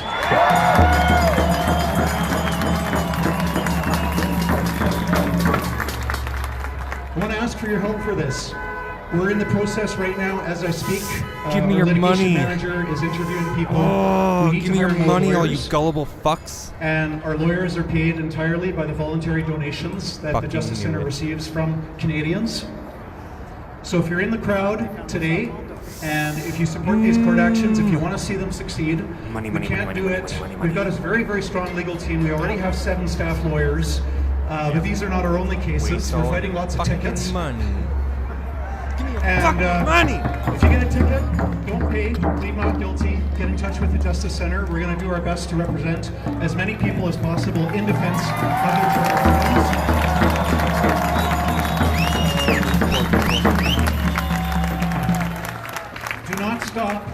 Do not stop exercising your charter freedoms while court actions are in process, okay? Because we cannot give up our rights and freedoms for 2, 3, 4, 5 years waiting for a court ruling, and we're not going to.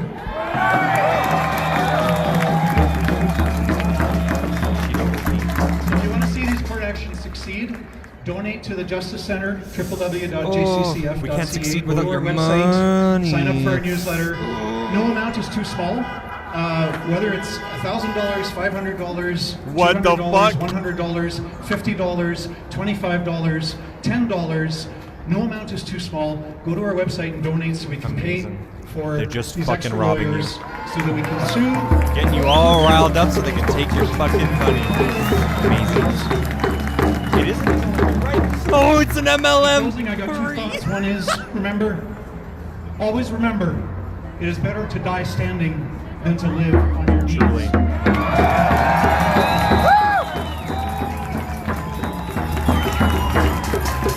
last thing to remember is that quitters never win. Quitters are shitters. Never quit. Amazing. Give it up for John Carpay!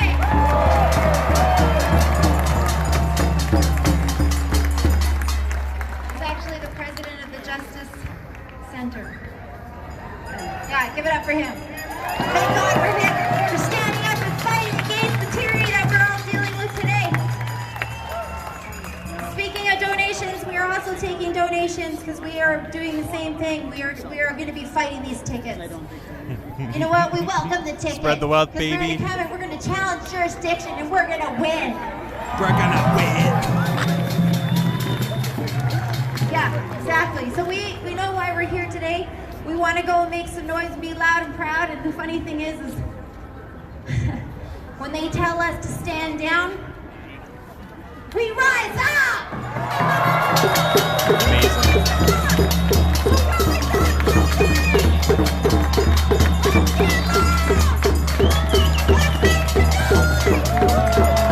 The crowd is relatively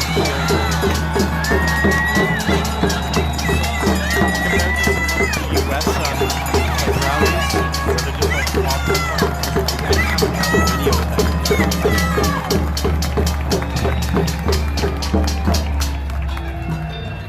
Hi everyone, before we go for a walk for freedom, because I didn't get this opportunity in front of you last week. Second time today, everybody scatters and hopes it goes away. Please, thank you. Attention, this is why we need to have the audience together and calm. Beautiful. Yeah, that was like 99% crock of shit. I love it.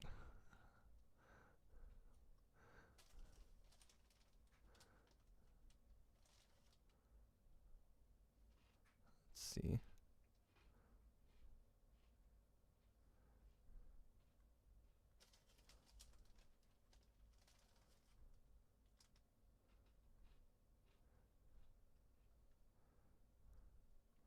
Oh no.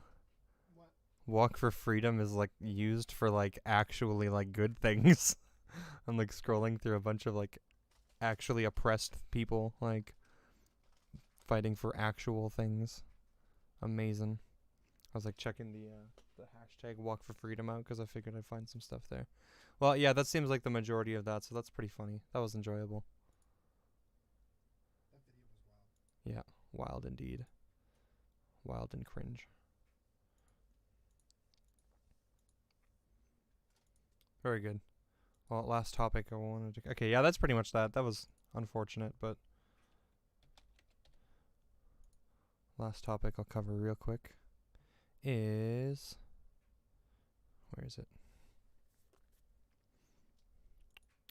Is the bloody truck boy. Bloody truck boy.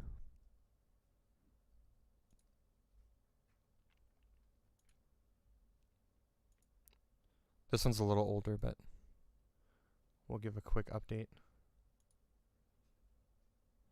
Where is it? I got a video too.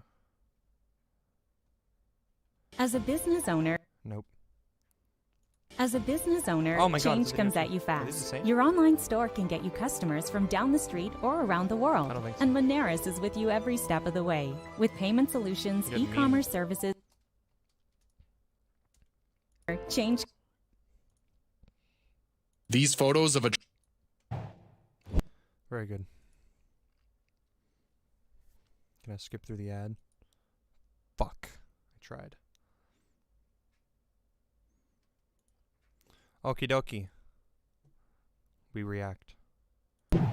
These photos of a truck reportedly from Edmonton appearing to mock missing and murdered Indigenous women, as well as the Black Lives Matter movement, have sparked outrage online. And the woman who posted the photos says she's now receiving hateful comments online as well. So yeah, just an overall feeling of grief, I think, truly. Jody Miller was sent the photos by an Indigenous woman in Edmonton who saw the vehicle on the road. The truck is covered in red handprints. The red handprint, a symbol of Canada's missing and murdered Indigenous women. February 14th was a day of remembrance. The pictures also show the truck with a rear window sticker threatening violence towards Black Lives Matter protests. Miller says she didn't know the post would get the reaction it did, but felt she had to speak up. I can't imagine what it's like to experience this on a daily basis, or we know the intergenerational trauma that things like this cause. And almost equally disturbing, says Miller, are the many comments and inbox messages she's received with hateful messages for posting the photos. You should expect to get splattered. And I just went, okay, well, there's a whole nother problem, right? The fact you think that's okay. After the post went viral, she says she was contacted by news outlets in Europe wondering if this is what Alberta is really like. Miller says she's frustrated and embarrassed by the message the incident sends to the rest of the world. The BBC contacted me from London, and the fact that they were reaching out and saying, you know, I haven't spoken to them, but their message was, you know, this is what the world thinks of your part of, you know, and I just kind of stopped and just went, okay, that's embarrassing. A man claiming to be the owner of the truck defending the red handprints online earlier today, saying the bloody red handprints were a Halloween decoration, which was 4 months ago. City News reached out to the man claiming to be the owner of the truck, but did not hear back in time for broadcast. In Edmonton, Darcy Ropchan, City News. Yeah, it's possible that like maybe they were a Halloween decoration and like unlike any other plane As a truck, business maybe it would be owner, change excusable, but the fact that they has like the sticker on the back that says "All Lives Splatter" really doesn't look very good with that defense. Like, it just goes a little bit too conveniently well with it. And then apparently he made some kind of apology in this follow-up video. Oh no. In Edmonton. The owner of a controversial truck in Edmonton is apologizing tonight after photos of his vehicle sparked outrage online earlier this week. Clay Burnt tells City News he didn't know the meaning behind the images. To be totally honest, I had no idea. I did not know what that red handprint meant. But the red handprints on that truck mean nothing for Indigenous people or anything. It's just zombie decor, just like the rest of the truck, right? I have nothing against the peaceful protest. You know, I've never been in one. You know, I guess all I just see, you know, I just see what comes up on my newsfeed, you know? People getting pulled out of their truck, killed in the middle of the street. Burnt tells City I don't know, News. like how you can like say like I have nothing against peaceful protests and then have a sticker that literally says like fuck your peaceful protest. There's a bit of a like an opposite fucking, you know? I don't know, man. He's cooperating with an EPS hate crimes unit. He's now in the process of getting the paint removed, saying he and his family have received threats over the social media posts. Threats? And so I pulled all my kids, my 2 girls out of school. Oh, you know what? That's fair. Yeah, there's probably some people up in arms about that, but... Canadian Indigenous activist telling City News she's happy to see the paint come off the vehicle, but explains a fundamental lack of education around Indigenous issues in Canada is what leads to incidents like this. True. People are thinking about Canada and they're thinking there isn't a race problem here. Canada is just, you know, it's all roses, and it's not. People need to be able to look at Canada and say, hey, there was genocide here, because there's been a mass genocide here. Krista McInnes in British Columbia made news late last year after her daughter was sent home with a school assignment to Truly. write about the positive aspects of residential schools. McInnes explains genocide, residential schools, missing and murdered Indigenous women, as well as systemic racism towards Indigenous people creates a trauma that affects generations of Canada's Indigenous people. That backlash of what they endured in those schools because they were taken away so young became the only life they ever knew how to live. So they come home, they repeat that trauma. They repeat that. And that gets trickled down throughout each generation. Burnt tells City News he understands the hurt his truck has caused. After understanding what the red handprint and stuff means, I can understand to my fullest extent of why the Indigenous community is so upset about this. In Edmonton, Darcy Ropchan, City News.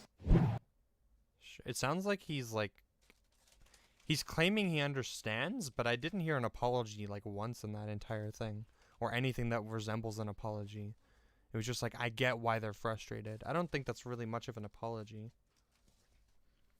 Removing the stuff from his truck is good, though. I don't know. The main thing, I guess, is just that, like, hopefully the dude understands, like, the gravity of it and wouldn't repeat it, I guess. And maybe it would be ideal if he would, like, educate other people about that.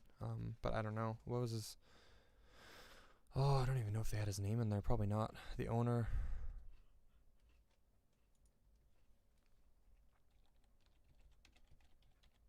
Was it Edmonton?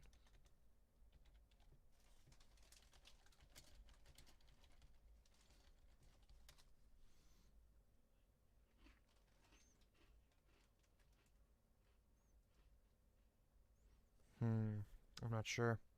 I don't know how I would look up to see if he's actually made any like more points about it. Not too sure. Yeah.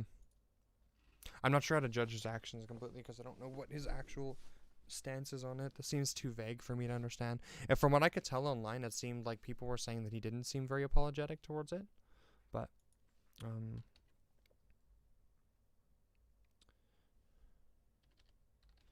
I'm probably gonna have a hard time finding anything that on the fly. Are you still streaming? Yes. Nice. Everyone can just see my freaking Your delicious munchkins. Cheetos snacking. Hell yeah, bruv.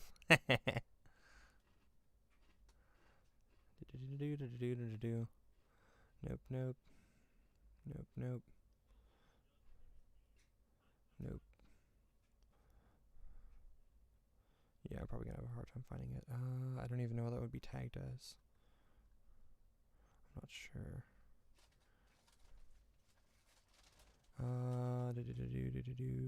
Search. There we go. Truck.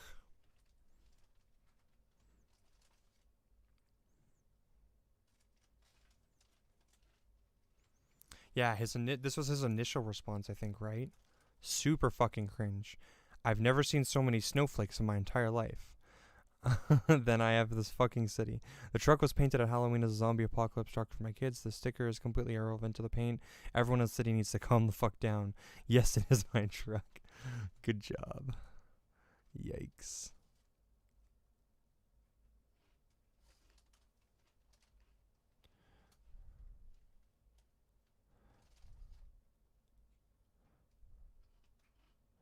February 18th. That was fairly recent. Let us see. Let us see the comments. Are you trying to figure out if it was intentional or not? I'm trying to figure out if he seems like he's like feels remorseful at all, you know? Or like if he had intent? Well, just like his general response, I guess. I think that we could probably deduce that like it might have been an accident. Like I think that I'd be charitable enough to like say that like it's reasonable that it might have been an accident, but like it doesn't I guess it doesn't completely excuse like the poor taste still, I guess, you know? And like having the all lives splatter fuck your peaceful protest sticker on the back. Ooh, you know? Yeah, that just kind of slays an extra layer on there. Yeah, exactly. If that sticker wasn't on the truck, then I think it'd be way easier to excuse that. But yeah, it doesn't really look too good on that degree. I'm trying to figure out essentially if it seems like he actually genuinely like is sorry for what he's done, rather than just like being like, I'm sorry that you're offended, you know? Because like that's one of my like least favorite things. So I'm trying to figure out if it's actually worth considering anything that he's saying. Because it seems to me like from the video that I watched here, it seems like City News is doing damage control for him because they've titled the whole video like truck owner apologizes, even though like the entire video didn't seem to have any apology in it. So it seems like they're doing damage control for him almost.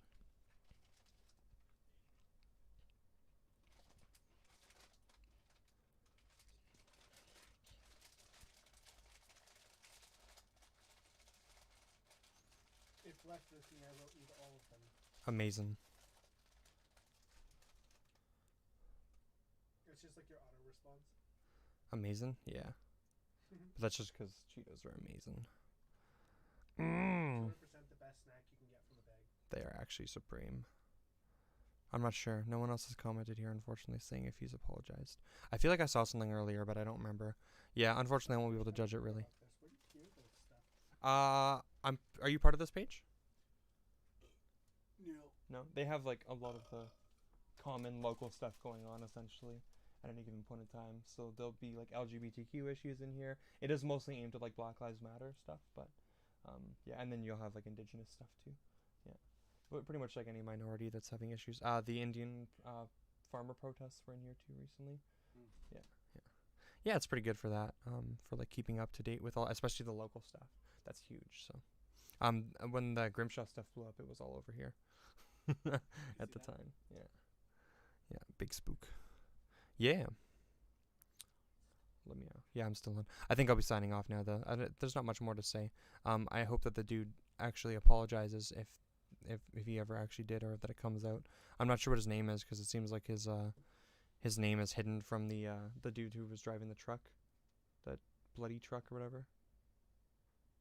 Do you not remember? It doesn't matter. Anyways, yeah, I hope that he makes an actual apology and condemns his actions. I don't know, there's not much more to say other than that. It's clearly wrong. Cool. Very good. Anyways, thanks for popping by the stream. Yeah, I'll probably stream like next weekend if I get the availability, or maybe this week sometime if I am just off again. So feel free to pop by. I'll probably be streaming a lot more with Cordell and stuff and just discussing things, which is cool. And yeah, have a good one, amigos. Thanks for popping by.